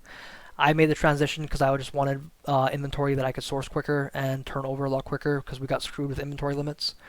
Slowly working back towards more wholesale. So right now we're about 30% wholesale. And by the end of this year, I want to be back to about 70-80% wholesale. So this looks like, again, it sells a couple units per month. This is kind of what you expect to see in Canada. I think a lot of people have a lot of false expectations when it comes to products in Canada. They think that they're going to go watch a Fields of Profits video, and Fields of Profits is going to tell you only look at things that sell 100 units or more per month. That's fine. Those items do exist in Canada, but they're more few and far between than they are in the US. Again, we have a different sales volume here. Our market is very different. So you're not always going to find gems that profit you $5-6 plus, and that you're going to sell 100 units plus per month. So this is kind of a typical product that you would see in Canada. So get used to products going more wider on products versus going more deeper on products in Canada. So yeah, like this one, it looks like it probably sells 20-25 units per month. So again, there are quite a few competitive sellers on here. So you look at 1, 2, 3, 4, maybe 5 competitive sellers. So you'd be competitive seller number 6. So again, if you take 20 units divided by 6, you'd expect to sell 3 per month. That's a little bit too low for me with that profit. But even if that profit is like $10-20, which sometimes you can find with lower volume items, that would be something that I would consider. Personally, for me, I like to find listings that profit about $50 per listing. I'm not that concerned about the profit per unit or the ROI per unit like some people are stuck on. I want to know if my items are going to turn over, how much of a pain in the ass they are to obtain, and then if they're going to profit me about $50 per or more per ASIN per month. That's how I look at things. Everybody, of course, has their own way of looking at things. JR says, any tips on RA scanning? I just started working through Walmart aisles today with Keepa. It is taking some getting adjusted to figure out where to look at Keepa than Seller app. Then moving on, I'm wondering if I should focus on small buys like 10 to $20 unit scan, only those. Then check keep drops per month, aiming for minimum 30. Then check BE and profitability. Or is there any tips you can share on how you initially start scanning for RA? RA can be a little bit tough. It can be very exhausting if you spend a lot of time in the store. It can 100% be a grind. I wouldn't recommend using Keepa and Seller Amp in the store. Literally just use the Seller Amp scanning app because they have the Keepa chart built in, and it's actually a real Keepa chart because they connect into Seller Amp's API. So you can click on Keepa the chart directly from inside the Seller Amp mobile app. That's kind of changed the game for scanning RA. We never really had things like that before. We had software like Scoutly, which was more geared towards books. It wasn't as nice for RA scanning. Seller Amp is a lot better in my opinion for that. But yeah, like literally when it comes to RA scanning, especially when you're first starting, literally scan everything. That's what people always say. It's true. Once you become more familiar with what kind of products sell or what looks interesting, you can then become more picky and pick things off the shelf and have a better rate of acceptance. But when you're first starting, you literally just have to get the data. You have to put in your, what they say, your 10,000 hours per se. You just have to do it and check everything and just see what sells. That is honestly the best way to do it. If you're just going to Walmart and just looking at, like, say, Walmart clearance or Walmart sales, you will certainly find some things doing that. Just keep in mind that if you do that, everybody else is also doing that. So do not be surprised if a lot of those listings tank very quickly.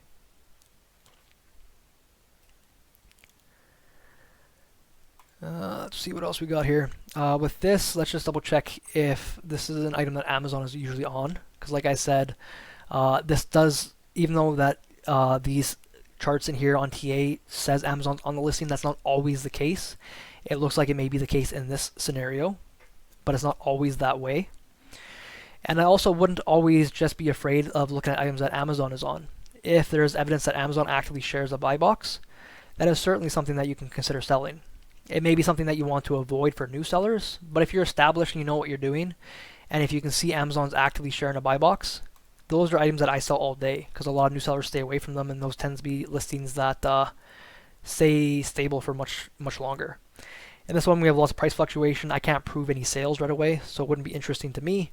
It's a variation, so the sales rank is applicable to all variations.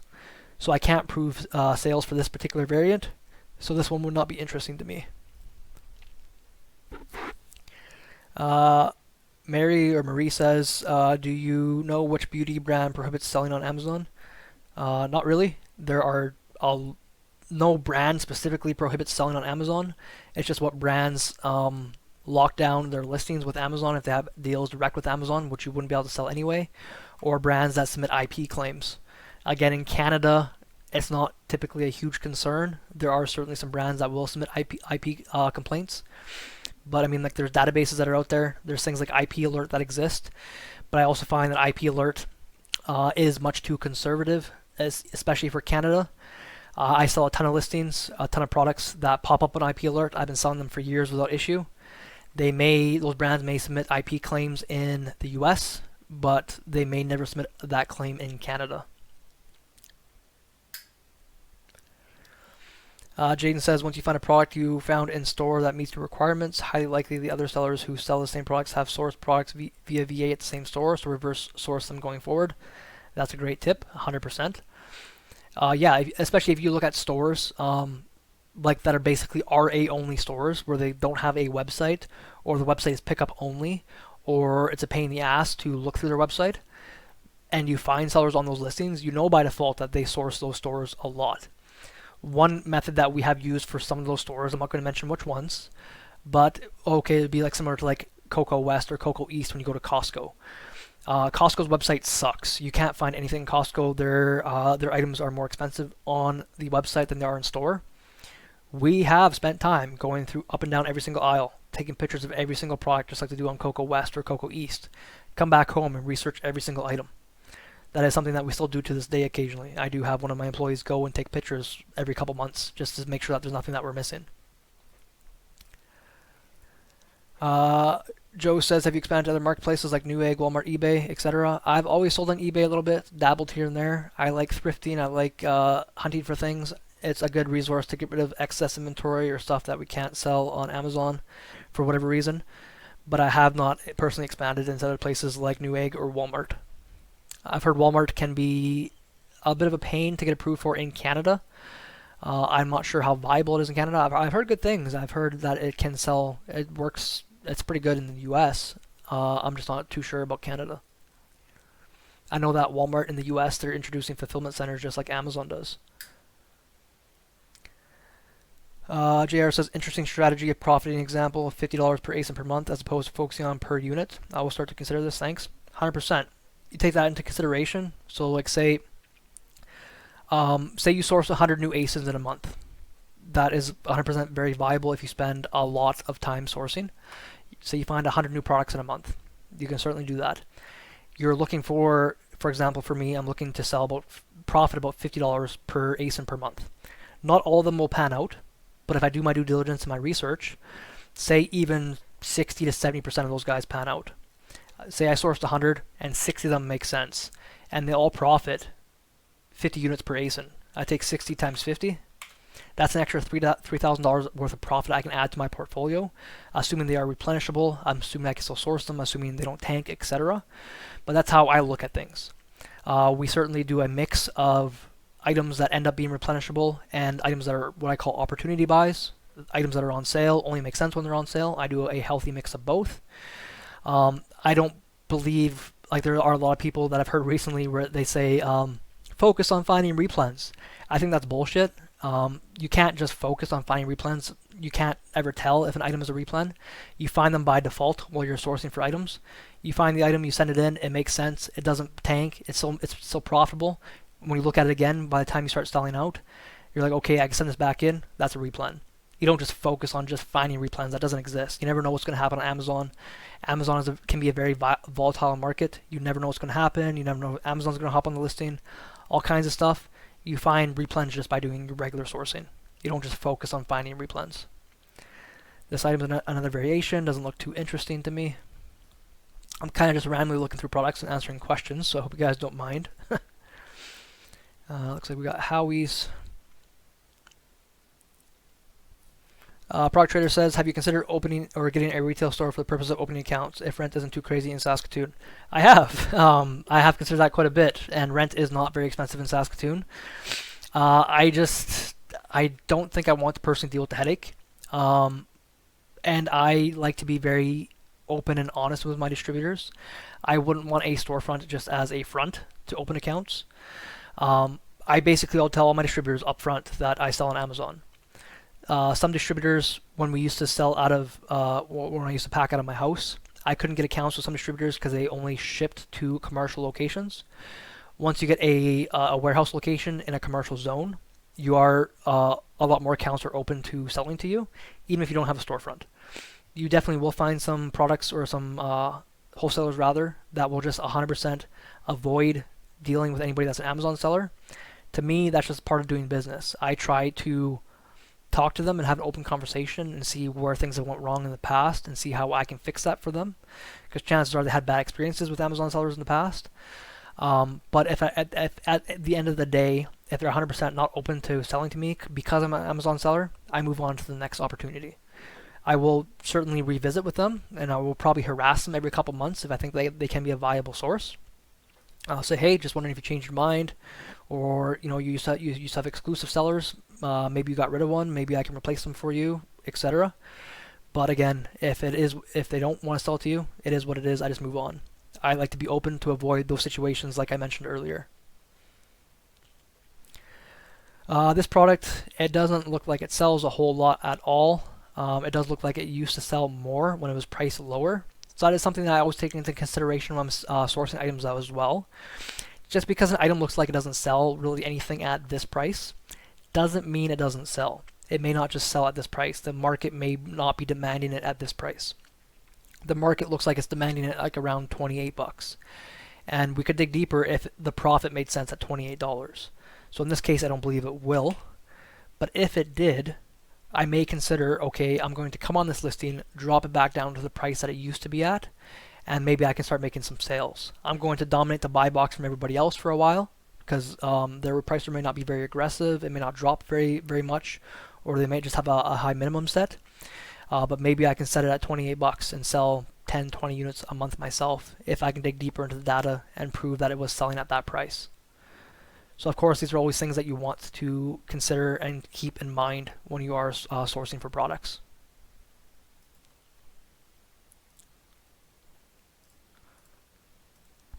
But right now, overall, that one didn't look very interesting to me. You probably could reverse search that and see if you can find it at Howie's directly. Let's actually do that just to see. We're here anyway. If I can highlight it. Search Google. So yeah, it looks like Howie's has it for the same price. Pro Hockey Life, same price. You can get it for a little bit cheaper if you buy a 12-pack. So all of a sudden, maybe that makes sense, depending on what your profit margins are. Let's retake a look. If we buy a 12-pack, we're getting them for $13 per. We have to decide whether or not this is a seasonal item. It's hockey related, but it's a candle. I don't specifically believe it will be seasonal. It could be because it sold a lot more in like November, December. But if we get this for 13 bucks and we sell it for 28, that may be an item that makes a little bit more sense. Some may be an item depending on your business model. If you're confident with the data, you might want to bring back in and price back down to 28 bucks and see if it actually sells at that price. Yeah.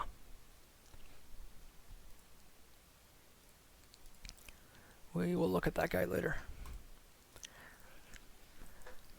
JR asks, any tips on how to ungate? I've had these dolls for damn near 2 months, bought from Walmart, and soaps from Bath Body Works. I submitted the order confirmation, pictures of boxes of the units delivered, delivery emails. Retailer receipts won't work, man. We've talked about that a lot in the Discord. Sometimes they do. Sometimes if you have better metrics and they just kind of auto ungate you, it's very rare, especially if you're a brand new seller. You need something that looks like an actual invoice. Walmart receipts do not look like an invoice. You need an actual invoice from a distributor, or you need a retailer that has a receipt that looks like an invoice or that says invoice. So that's why we talk about a lot using the Amazon method. Buy stuff directly from Amazon and use that to get ungated because it looks like an invoice and they accept it for whatever reason. Sometimes it takes longer. Sometimes it goes through automatically. Sometimes it takes 12 plus times before you get approved. But if you keep getting denied for like a Walmart receipt, don't keep using that. Find an actual invoice. Use Amazon. I have a whole blog post about it on my website, serendipityOA.ca. In the blog, it walks you through how to do the Amazon method. It's been very successful. I imagine one day they will shut it down because it shouldn't work. They shouldn't be ungating products from their own store. But right now it does work, so I would 100% recommend using it. Jaden says, for Keepa, do you mind going over the track, product function, and filters? 100%. Let's take a look. We're going to look at this guy, see if it makes sense. Non-stock at the source that TA found, so obviously it's sold out. That may be an indication it's a decent product. TA had it for $17.70. Let's see if this guy makes sense here. Certainly not at $17.70. And we can see like TA pulled that data just kind of out to lunch out of nowhere. It doesn't look like it makes sense at all. So we're not too sure where they got that data from. Let me go back here. But yeah, if we want to say, just for example, look at this product, we want to track it. We use the track product function a lot. So there's a ton of different things you can track in here. The things that we particularly focus on is Amazon's price. We use this if we're looking at items that we want to do an Amazon flip on. So like say this is an item that looks like it sells super well at 25 bucks. And we see Amazon come in stock every so often at $8. We may want to be notified when Amazon comes in stock for that product for $8, buy it from Amazon, and then I'll come back on this listing and sell it for the higher price.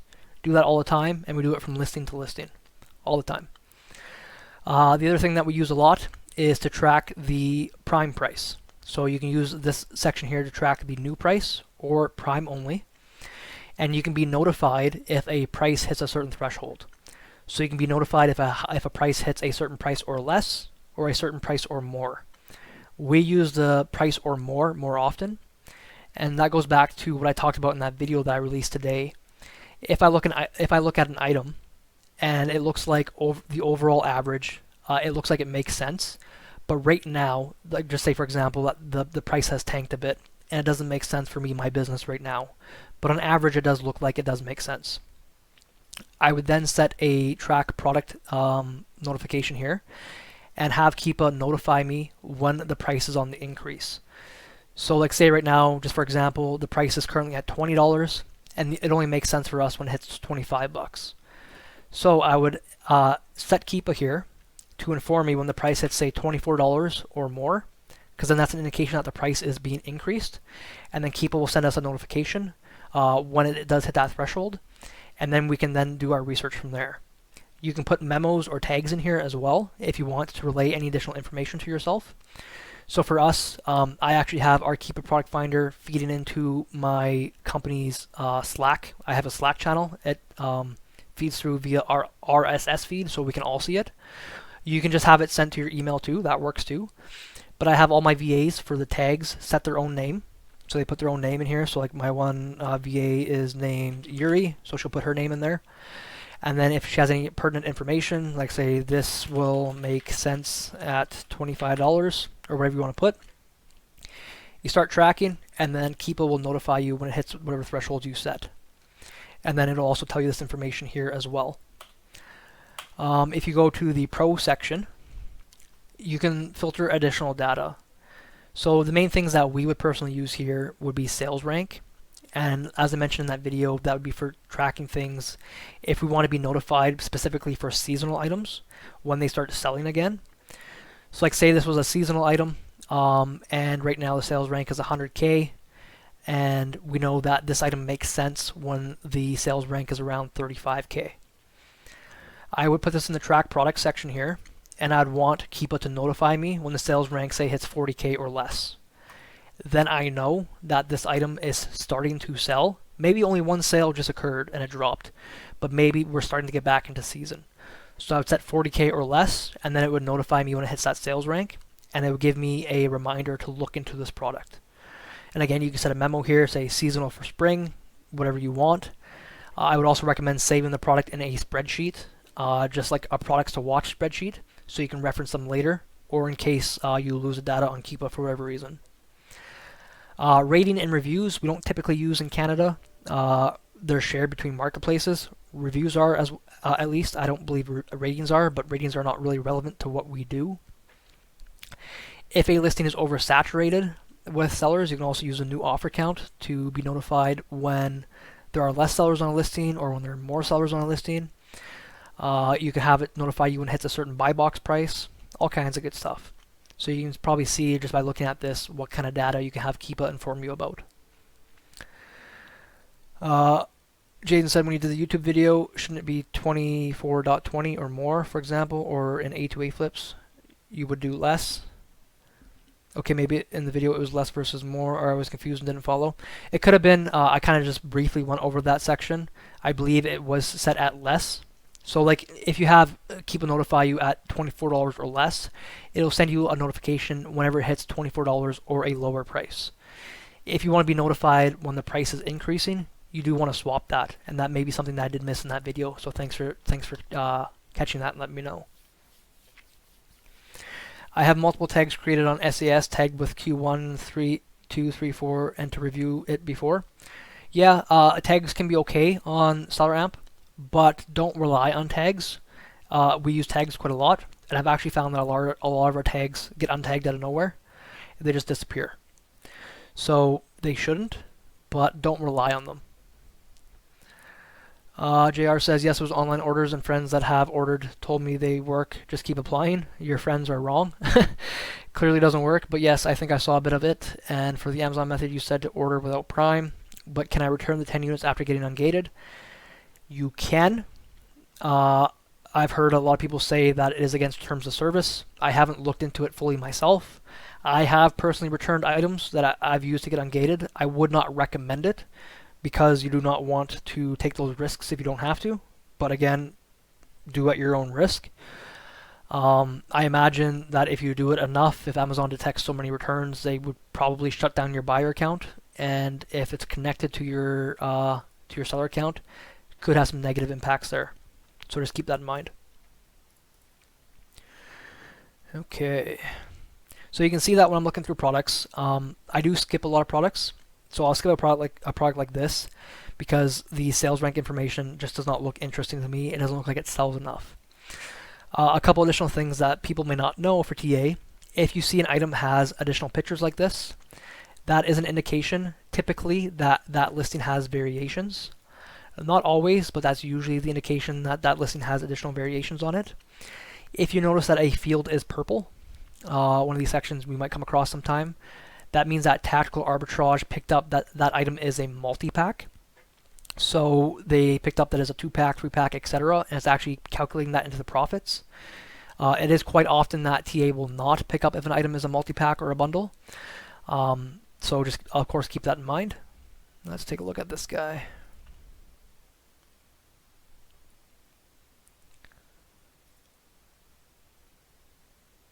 JR says, I think you're on a different screen, Jordan.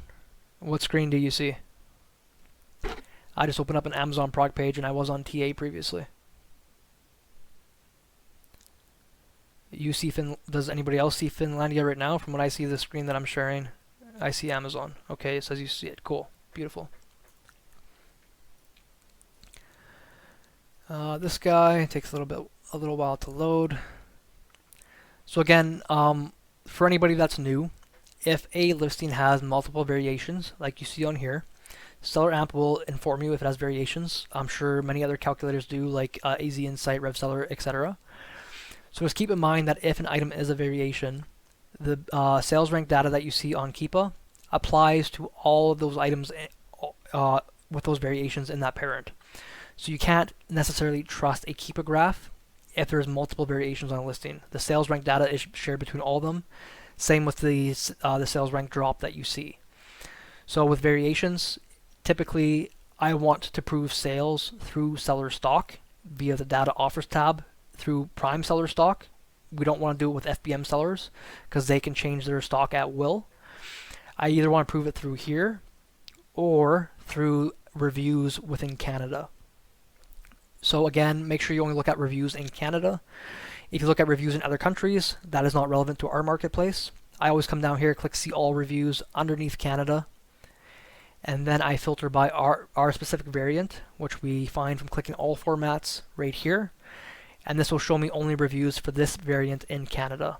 And we can see in this case, this variant has no reviews. So this would give me an indication that either this item doesn't sell at all or doesn't really sell a whole lot of volume. And this would be an item that I'm not interested in looking into further. A lot of sourcing is basically how fast you are able to get through all the junk. The faster you're able to get through all the trash, the quicker you are able to find the items that are viable and profitable and that are good long term.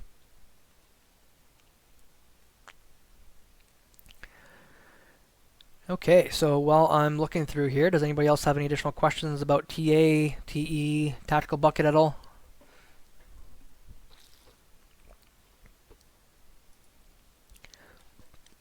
If you want to, leave them in the chat. If you want to raise your hand and come on the mic and speak, feel free. Again, with this item, I don't see any FBA data recently. It's a variation, so this wouldn't be one I would personally look any further into.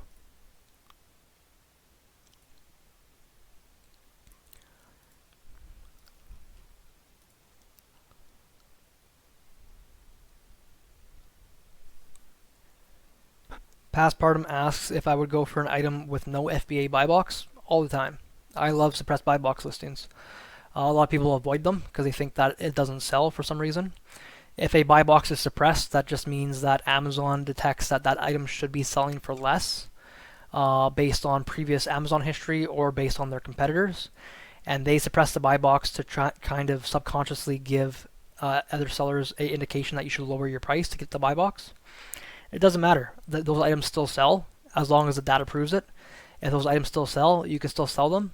It's just you're more likely to sell those items if you are the absolute lowest price versus if there is a buy box. Sometimes there can be fluctuations in price and you can still win. But yeah, 100% I buy items with suppressed buy boxes all the time.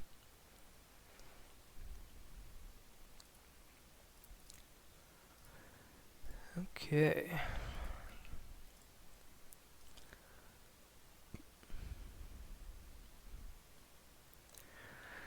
George asks, can you explain in detail what you should look at in Keepa? What exactly do you want to know? Because Keepa is pretty broad. There's a lot of data in Keepa, so what specifically would you like to know?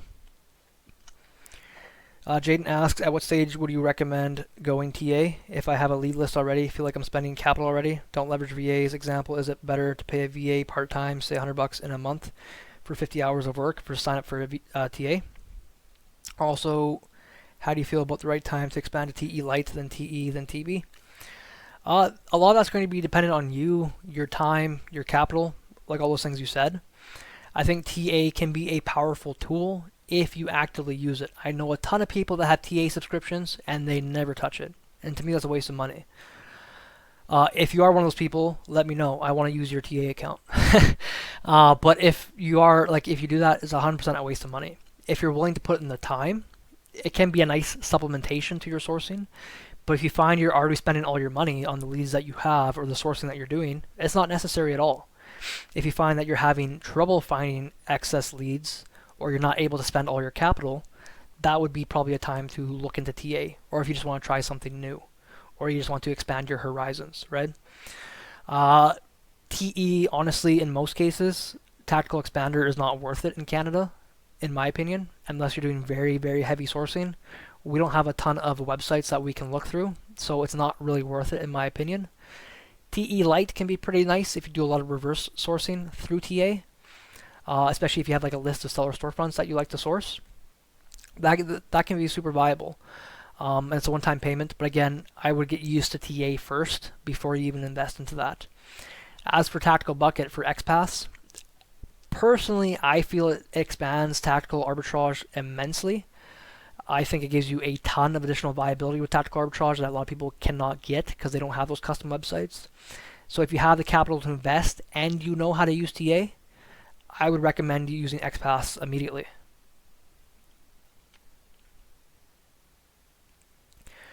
Jaden was saying, someone else was saying Keepa exports to TA. Yeah, not specifically to TA, but you can go into the Keepa product finder.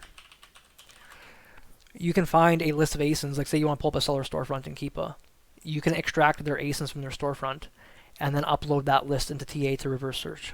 So you can do that for sure. Tactical Expander makes it just a little bit quicker. So I think, let's see here. How would we do this? Let's pull up a couple sellers from this here. We'll pull up this guy, and this guy. If any of these are your storefronts, I apologize. So you can pull up the storefront in Keepa. I believe we can pull it up directly in here if I do believe so, or we might have to pull it up the other way. So no, we pull up their storefront like this. We'll click on their name. That'll bring it up in Keepa. And then we get a full overview of the products. We can click storefront. And this is actually a pretty viable way to sort through sellers' storefronts if you want to get very specific. Because you can say like Keepa drops, average 90, rating, all kinds of stuff. But you can also come into a storefront, click export, and just export only ASINs to an Excel file. Then you can upload those ASINs directly into reverse search in TA. Or you can build a list and export them all at once, right? If you use TE, you can open up TE. This license is expired. I had multiple licenses, so this one might be one that we canceled. But you come into TE, do a search. You literally just grab multiple seller storefronts tokens, their whatever their ID. You can put all those IDs into TE at once, and then TE will actively go on your computer, and it'll scrape all the ASINs from those storefronts automatically. So it's a little bit more time efficient that way, especially if you have a large list of sellers, right? George asks, how did you analyze the Keepa graphs to estimate monthly sales? Also, what are some red flags you should keep a watch for when sourcing? Good questions. So when I'm looking at sales data, you'll find if you watch a lot of videos, especially from US sellers, they'll say look at seller amp. That tells you how many it sells. That's maybe the case in the US, not in Canada. Our data is a lot different than it is in the US. So I try to look at the big picture for a listing. So I want to see obviously how volatile the price is when I'm making my purchasing decision, how much meat I have left on the bones based on my purchase price for when I'm going to break even, right? So like say if I'm buying this item and my buy cost is 11.21, I can see on Seller Amp that my break even price before I start losing money is 21.32. So that means I have about a $4 threshold before I start losing money. That is important to see, especially if you look at items that are very volatile or that fluctuate a lot in price, because you want to ensure that you are able to stay profitable even if the price starts to dip. Okay. I look at kind of like the overall average selling price over like the last year, the last 3 months, to gauge how volatile the item is and to gauge what my average selling price is going to be. So when I look at this item, say I look at this item in March, right now it's selling for $35. But on average, it's selling for about 25, 26 bucks, because we do see that the price drops quite often. So then I could tell myself I can expect on average I'm going to sell this item for about 26 bucks. It may look like it has much better profit at 35. Yeah, I'm going to profit 11 bucks. But that's probably not realistic. I'm probably not going to on average sell it for 35 bucks. On average, I'm going to sell it for probably 25 and profit $3, which in my opinion is still quite viable. And then when I want to gauge the sales, we look at the sales rank data. The sales rank drops, obviously. But then I also dig deeper into the data tab, filter by offers, include prime offers, and include historical offers. And this will show you what actual seller stock was based on when Keepa tracked them at any given time. So again, Keepa is not perfect. Keepa does not get information directly from Amazon. It tries to chart this information whenever it can. And in general, Keepa only tracks these things once every 15 minutes, right? And not everything is perfect. If you see large fluctuations of inventory, like, let's see if we have a good example here. We don't really. But see, like, say if the seller had 36 units, and then it immediately dropped down to like 1 or 2, and then immediately came back up to 36. Keepa would tell you that that item sold 36 units in the last 30 days. That's probably not the case. If that happens in a very short period of time, that's more likely that Amazon received their inventory, then they got transferred to another warehouse. Keepa can't distinguish between whether it's a sale or an inventory transfer or if somebody removed their inventory, right?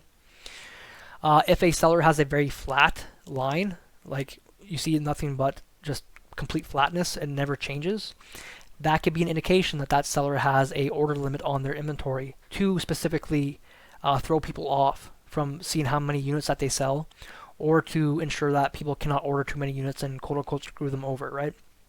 So all this information you need to take with a grain of salt, look at the big picture, step back, and make a good viable estimation for how much is actually selling. For this particular item, if I were to look at this, say I wanted to buy this item myself, I would start looking at these and I would say, okay, this one, Keepa estimates that this seller sold 50 units. This actually looks like it could be viable because this seller didn't just have a sudden drop. This seller, they had some inventory here, it dropped, came back up. That would probably be a transfer. The recent data of them dipping like this, that would be more indicative to me of sales actually occurring. And if other sellers, if I see the same thing on other sellers' inventory, that would also confirm my suspicions as well, right? So like this seller down here, it looks like they are specifically selling consistent units as well, right? We have to keep in mind that if these sellers are in the US, their stock, if they're an FBA seller in the US, like if it says that they're shipping from out of country, their stock is shared between marketplaces to make it more complicated. Like these are US sellers, that's a US seller, it says they're shipped from outside Canada. So their stock that you see could be inventory that's being sold in the US because their stock is shared between marketplaces. So you want to take that into consideration when you're making your estimations. It looks like most of these sellers are US based sellers. The only Canadian seller right now is this Shaw Amazing. So let's look at Shaw Amazing's inventory. It looks like their inventory has been flat, right? Let's just double check to see if they have a inventory limit. They don't. They got 2. So I can't really make a good estimation based on the stock that I see here. So I make an estimation based on the Keepa data that we see down here. How many drops per month do we see? So this Keepa says it drops about 9 times per month. Matt says, as a normal, you can't see my screen. What screen are you seeing there, Matt? As far as I know, my screen is being shared. Let me know if anybody else can't see my screen.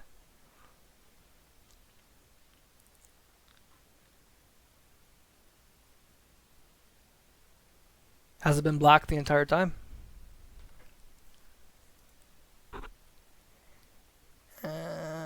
Interesting. See if I can pop this out here.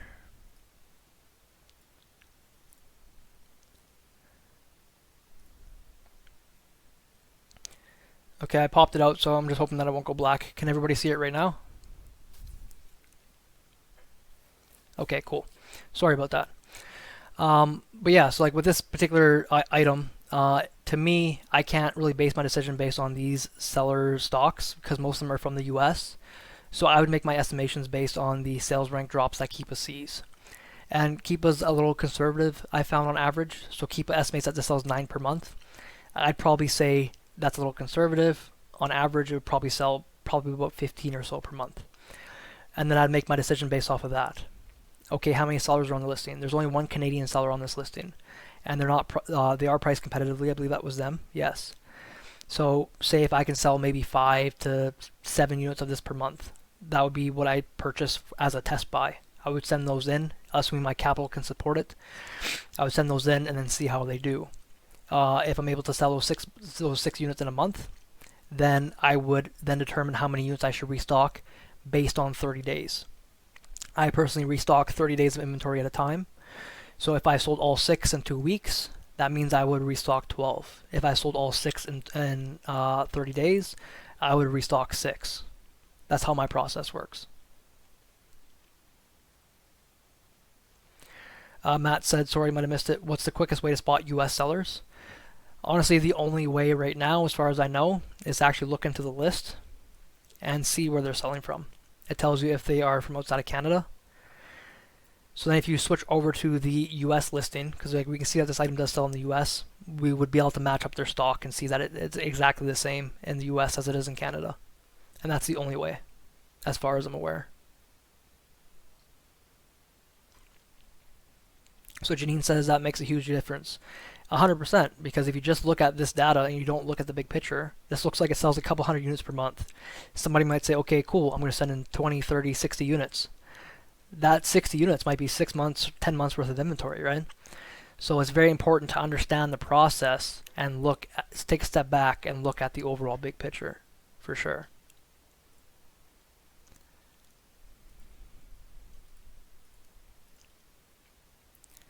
But once you do this enough, like I know I've mentioned to Janine before, I typically analyze a listing and make a decision within about a minute or less. That might seem a little far-fetched, but when you analyze enough products and you look at enough data, you do it over and over and over again, you see all the same patterns, and you become a lot quicker to make these decisions. Of course, if you're brand new, that shouldn't be something that you expect to do. You want to make good decisions and you want to make sure you're doing your research. But if you have a lot of experience, like I've sourced for thousands and thousands and thousands of hours, so I see very much so the same patterns, and I can make a decision relatively quickly on how many units I want to buy. Jaden said, if we are done with the topics we plan to cover, could you share some new insights you learned with Keep a Product Finder, or if not, that Truffle Piggy add-on you seem cool to leverage? Yeah, sure. We'll see if anybody else has any questions come through. But yeah, like I think I went through some of the basics for TA. Most of TA comes through the filters that you use and the scans that you do. And then it's just looking through the data. You want to look through it efficiently, use the filter manager. But to get used to it, literally just look through everything. And you'll get used to what looks good to you. Like with anything, it's about having experience and putting in the hours. For the Truffle Piggy, I'll show you that guy right away. That is a free extension, and what it is you can set it to do custom searches for any website that you want. So let's see if I can show you this without showing you all my links here. 1 second. Let me move this to a different screen. 1 second. You're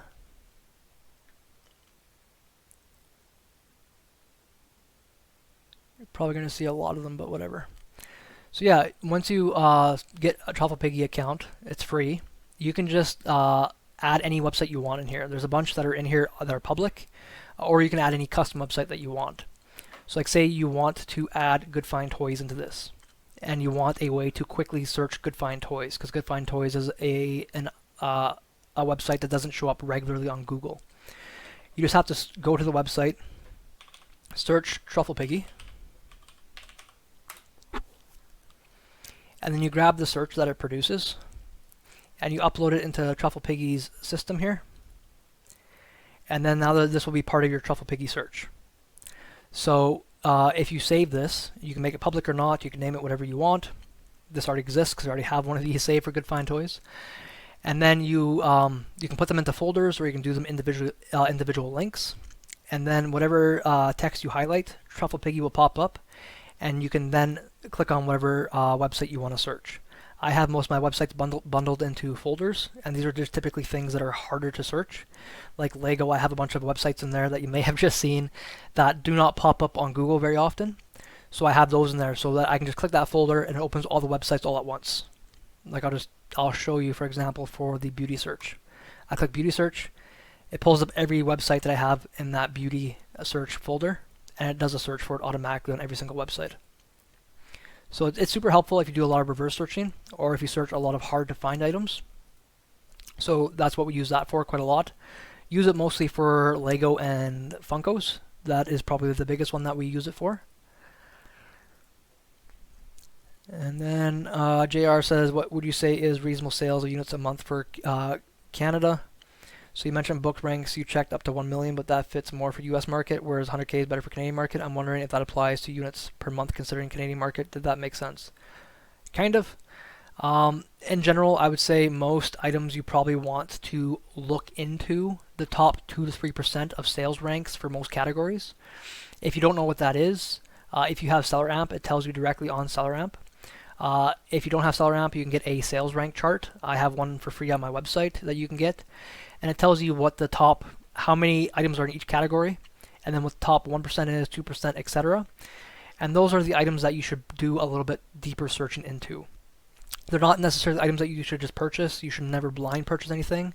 Sales rank is just an indication that maybe you should dig a little bit deeper into that item, right? So like typically for most items like this one, it doesn't look like it sells a whole lot right now. It might be a higher profit item, so that might be fine because you might profit some more. Maybe you only sell a couple units per month, but you're not selling quite as many. But on average, with most listings that you look at on Canada, like you're not going to see a ton of listings that sell 100, 200, 300 units per month. Those definitely exist and are there, but most listings you find that are going to be viable in Canada are only going to sell 10, 20, 30, 40 units a month. Jaden said, can you directly reverse search on TA? So rather than going to manually each bookmark, you can search a term and filter by that folder. This is blessed. They provide the sales rank chart. Thank you for providing the sales rank chart. The reverse search, I'm not 100% certain I know what you mean. Could you clarify that a little bit? If you want to come on to the chat, just raise your hand, or to the mic, raise your hand, and you can talk as well.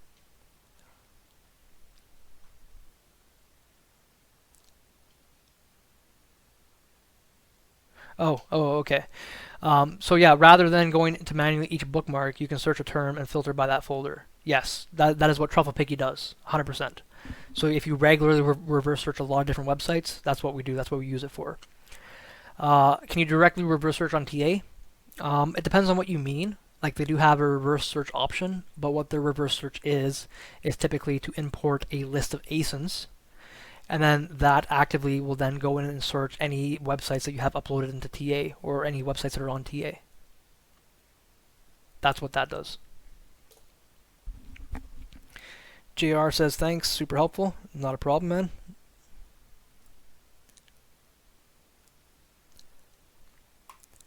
And Jaden also wanted to kind of discuss the Keep a Product Finder a bit here. So let's just dig into this guy quickly. We might be coming to the end of the session shortly, so if you do have any questions, certainly let me know. But yeah, the Keep a Product Finder, for anybody that's not familiar, you come to keepa.com and come into Data and come into Product Finder. You can do all kinds of filters. Basically, any information that Keepa can track is in here, and we can filter down all different kinds of categories, sales ranks, etc. And I don't exactly recall what we used in the last session. We have been using it a lot more. I wouldn't say we've really changed our filters a whole lot. We've kind of just played with the numbers a little bit. So like for example, if I wanted to search the toy category, I would typically just use a maximum for toys. Like say my max for toys is 30K. I believe in our last session we did no sales rank, like suppressed sales rank items. I would want my buy box price to probably be at least, say, 12 or 15 bucks, because unless an item is super cheap or super light, it wouldn't make sense if it's selling for less than that. You could say you only want to look at items that Amazon's out of stock on. I think that's fine. I like competing with Amazon, so I don't really care about that.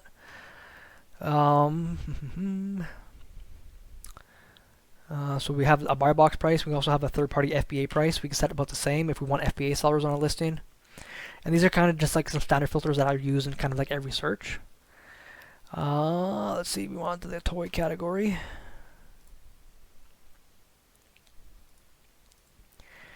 And say I want to look at items that only have at least, say, one FBA seller. In the States, they would typically say two. I don't find there are definitely PL sellers in Canada, so you can put that to 2 or 3 if you want to sort through some more junk. But I find a lot of extra gems that only one seller is on, so I would keep it at that. And I don't think I'd apply too much else. We can look at sales rank drops. This is a helpful feature. So like this would actually be how many sales rank drops Keepa finds. So like say you want Keepa to find at least say 8 sales rank drops in the last 30 days. That gets rid of a lot of stuff, and that just ensures that we do have some volume happening. And yeah, we can do that, and then we can find products, and then we can come in here, and then we have a list of products that we can start reverse searching for sure. Jaden says, have you used it to find seasonal items playing with the sales rank across different time ranges? I haven't really in that specific sense, but that is a good use case. You certainly could. You could search also like just like the text options for the title for like summer, spring, bundle, multi-pack. If you're looking in the US and you're importing from Canada, you can search Canada because a lot of items say imported from Canada. So there's lots of different ways that you can use it. I haven't used it that way that you asked, but that is actually a pretty good idea. So yeah, I would come in here and I would literally just search this, or I would look to see who is the current buy box holder, what the current price is, and then just determine whether or not I want to dig it deeper into that item. If I look at this and I see like this is Skillmatics, the seller is Skillmatics, and we see Skillmatics card game, that would typically be one that I would avoid because that's probably their PL item. This one may look interesting, so let's pull up this guy on Amazon. So it's certainly a lot of manual labor. A lot goes into it. A lot of people think that Amazon is a lot easier than what it is. It takes a lot of doing, a lot of work. It's not. This is not a get-rich-quick business. This is not something that you can make a ton of money with overnight. So this is like a generic Rubik's Cube. It looks like it has variations, so it doesn't look like it sells a whole lot on this variation, but I'll just double check here quickly. And yeah, this particular variation doesn't look too interesting to me. It looks like might sell a couple units a month, but it doesn't look that interesting to me. So this wouldn't be one that I personally dig deeper into, but this is exactly the process that we go through. And yeah, like somebody asked earlier, why would you have VAs source for you? This is why. So you can sit down and you can source like this. You can source like this for hours and hours and hours, and you'll find if you spend 10 hours or 8 hours even a day sourcing, it can be quite mentally exhausting. So if you are able to teach other people how to do this, and they are able to do it well, you shouldn't expect for them to do it as well as you, really ever. But if they're able to do it well enough, that can help supplement a lot of your sourcing. So maybe you only have to spend a couple hours a day sourcing instead of 8 or 10. Take a look at this guy. Janine said, I've been seeing this more and more on YouTube videos. Yeah, like quite a few people do use the Keepa Product Finder because it can be a very powerful tool. It's very manual, just like manual sourcing or storefront stocking. It's a very manual process. But you can find a lot of good stuff doing this. And when I'm looking at items like this, I always kind of take a mental note. I can see like my max cost is $13.02. I've sourced for quite a long time, so I can typically get a gauge whether or not this is an item we'll probably be able to find for that price. If like I saw this and my max cost was like $5, I would say I probably will not be able to find it for that price. This might be reasonable. I might be able to find it for that price. It actually looks like it sells. So this would be one that I would then quickly search in Google to see if we can find it for less than or $13. So it looks like Toys R Us previously had it for 10 bucks. Leapfrog might have it, so we'll pull up that guy. Walmart is out of stock for $9.94.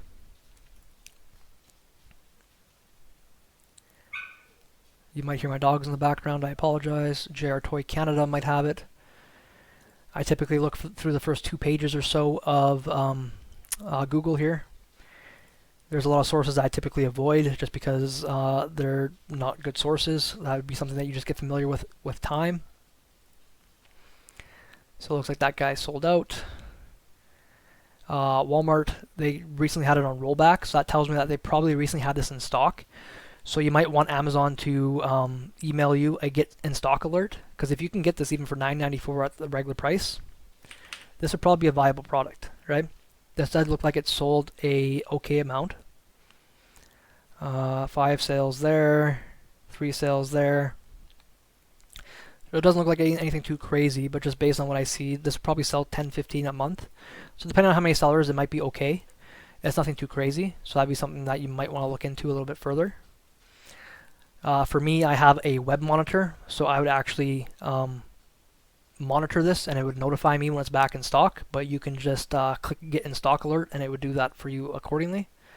They're out of stock and it looks like the Bay is out of stock. So that would be an option, again, to help build your future lead pipeline. You don't want to disqualify items just because they're not available right now. Jaden says, Amazon reporting question, does inactive listings but not close affect your IPI score since they have 0 in terms of inventory sell-through? Lastly, do you leverage Amazon sales reports to see which products to replan based on test buys? How do you track if an item sold your test buy of 10 units in 1 week versus it took the entire month to sell? So for the inactive listings, I can't answer that 100% because I'm not 100% certain. I do believe if you have inactive listings, like it obviously impacts your in-stock rate. I don't know in Canada how much in-stock rate actually impacts your IPI score, because if you log into Amazon, in-stock rate is not a factor for IPI. Oh, hold on, my dog's got out. One second. What are you doing, bud? I don't know exactly. Just give me 1 second. I'm just gonna pause for 1 second. My one dog got out, my other dog can't get out, and he's whining. 1 second, quick pause.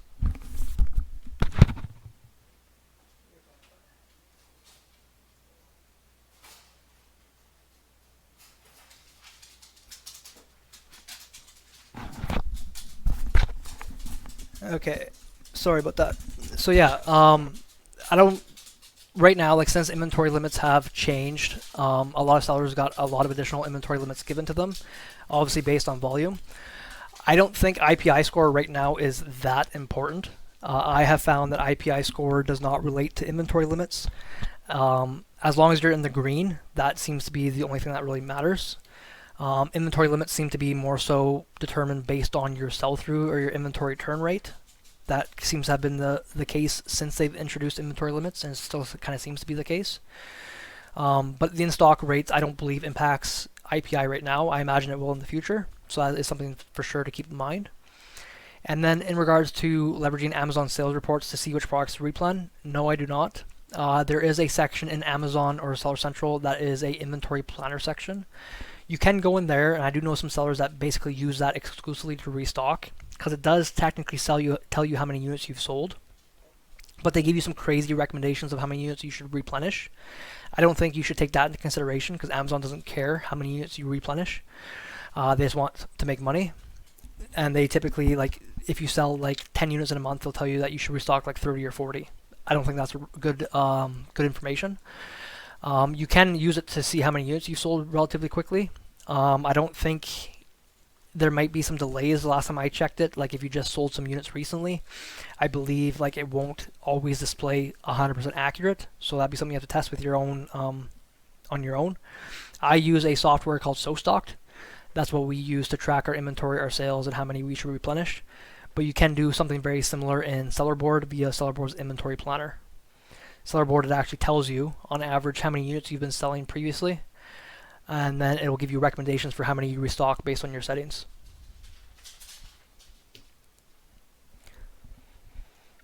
You just want to keep in mind that with Sellerboard, if you have a brand new item, like say that just hit the warehouse, say you sent in 12 units and you just sold one, it may give you not accurate data off the hop because it's a brand new item. It may think that you're selling 7 per month or 7 per day. So just make sure you confirm that with your Amazon inventory, especially if it's a new item. The longer the inventory's been selling, the more accurate the data is. Janine said that would be another good session or video. I agree. The only problem with that is trying to do it without showing my inventory. It'd be nice if I could get access to like a demo account. I will see if I can reach out to, I believe it's Vladdy, to see if I can get access to do a demo. Because if we can get access to a demo account, then we can basically go through everything for seller board or so stocked.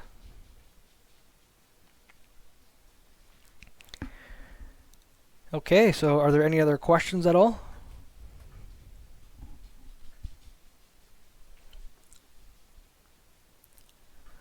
I don't think I have all the answers. I just do this way too much for way too long, so I just have a lot of information in my brain. That's what happens when you do it for multiple years and you spend all of your waking hours doing it. Yeah, no problem. JR says it was awesome. Thanks so much. 100%. Thank you for coming out. I definitely appreciate it.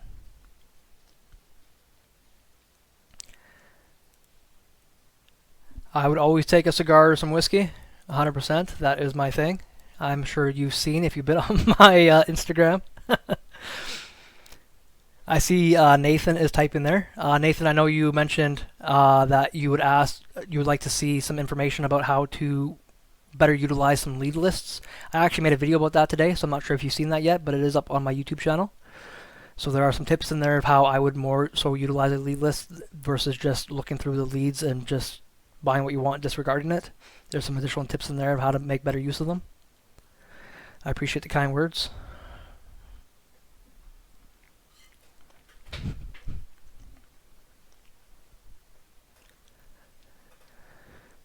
So yeah, we'll see if I'll give it a couple more minutes if any more questions come through. But besides that, I definitely appreciate everybody being here. If it wasn't for everybody being here and actually giving me an audience, this would not be things that I would be doing because I'd feel a little awkward talking to myself.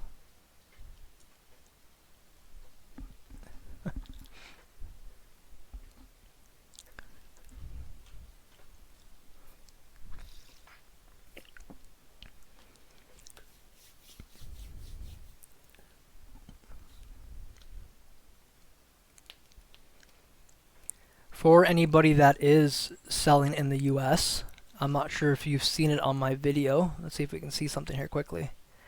I've been working on a Chrome extension for quite some time. See if this pops up here. It's a Chrome extension that helps us source cross-border, so whether Canada to US or US to Canada, we just need to find an item that is in the US and Canada, like this one is. It pops up and it tells you right away that if the item is in the US and what the current sales rank is. And it will do the reverse if you're sourcing in the US for Canada. And then you can open it up and it gives you a profit calculator, so you can switch between Canada and the US, and you can also switch between currencies. So like just say for example we found this item, we can see right away it's a good seller based on the sales rank, and say it was selling for, I don't know, $30 US. We could then change our currency to Canada because we're sourcing in Canada. It will adjust the prices and say we buy this item for $12. It'll give us all the profit margins in Canada, and then we can switch back to the US and see what the profitability is like in the US as well. And click go to page, and it'll take us directly to the Amazon US page or vice versa. This is something that I've been having made because it'll help us with our processes and my business itself. But I think that this could be super powerful for other people to use if you source cross marketplaces as well. Amazon flips cross marketplaces, etc. Jason says, how do you get yourself away from the PC and give yourself a break from all the Amazon stuff? I check my seller app on my phone 10 times a day, lol. If you ever check, I'm pretty much always working. I just have a lot of goals I want to hit. We'll take some vacations hopefully sometime this year with some free Amex points, but have a lot of things that I want to do, and that comes with a lot of work. And yeah, I used to check my seller app all the time. Now it's maybe once or twice a day. It used to be consistently, like all the time, refreshing the page. After a couple of years, you just get used to it, and once or twice a day, I check where the sales are at and what we're doing. Mia says, thanks so much for all the info, Jordan. I'm new to the server. Welcome. Could you talk a little bit about the differences between selling on Amazon.com and .ca? I know that the Canadian market is significantly smaller and lower volume. which could be a disadvantage. But what are some of the advantages of selling in the Canadian market? So it depends. I don't personally sell in the U.S. market, so I can only give you so much limited advice. I'm very familiar with it, but I don't personally sell in the U.S. market. Obviously, the advantages in the U.S. is, yeah, it has a much bigger marketplace, much more sales volume. The exchange rates are in our favor when we are selling in the U.S. But on the flip side, the caveat is obviously there's more competition, right? An advantage of selling in the Canadian market is, especially if you're Canadian, it's a lot more accessible. It's not, you don't have the additional logistics to get things over the border. You can get products into Amazon more quickly, and then in theory get your cash back out quicker. And it's just overall easier to start if you are in Canada. So I don't think any which way is right or wrong. I think if you are a brand new seller and you are in Canada, I personally believe you should start in Canada to learn the system so that you don't make any expensive mistakes, especially if you send something into the US and also it has to be removed and you're paying removal fees and then you have to pay to get it back over the border. That can add up to a lot. But once you know the process and if you understand the process of getting things across the border and how to deal with things if they don't sell in the US, I think it can be a super viable addition to your business. And people make a ton of money in both marketplaces. A lot of people disregard Canada and they say that it's too small, don't sell enough in Canada. I disagree. I make a very good living just selling in Canada. The volume definitely is not as high, but you can still make a very good living just selling in Canada. And in general, in my opinion, Canada, you typically want to go wider on products, so a more variety of products. Whereas with the US, you can get away with going less wide and more deep. In either scenario, obviously the more ASINs you have, the better.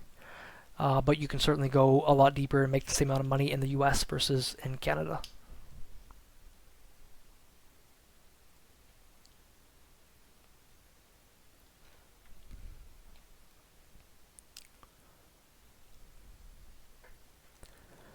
So we have a couple more questions coming in here. We'll let those guys come through, and then we'll probably call her a night. Mia says that makes total sense. Thanks. Not a problem. Jaden says if anyone is interested in expanding to wholesale, there is a trade show happening in Toronto in May. Can share the details the channel later if anyone wants to learn more. There's also an in-person Amazon seller meetup happening in Toronto on April 20th. Yeah, definitely. If you want to share those details, feel free. The trade show that's happening in Toronto, is it the same one that was discussed like a month or so ago, or however long ago that was? Yep, in January. Beautiful. Yeah, so going to trade shows I think is a super viable way to start with wholesale. I think even expanding wholesale, like, it's probably one of the best way to get accounts, actually talking to people in person. And you find a lot of stuff that a lot of other people do not, because a lot of people are just kind of rock kickers in this business. They don't take things seriously. They give somebody an email, they get denied, and then they get upset, and then they just stop. And if you want to be successful in this business, that's not how it works.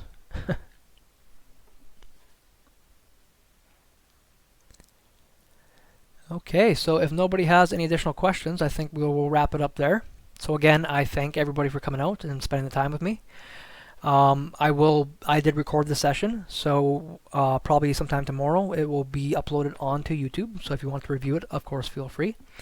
And then, yeah, in the future, we'll see if we can organize some more of these. If you have any specific topics you'd like to be covered in the future, you can always let me know on the server, and that is something that I will certainly look into. It looks like Jaden shared a link there. It's a GIF, but I can't see it.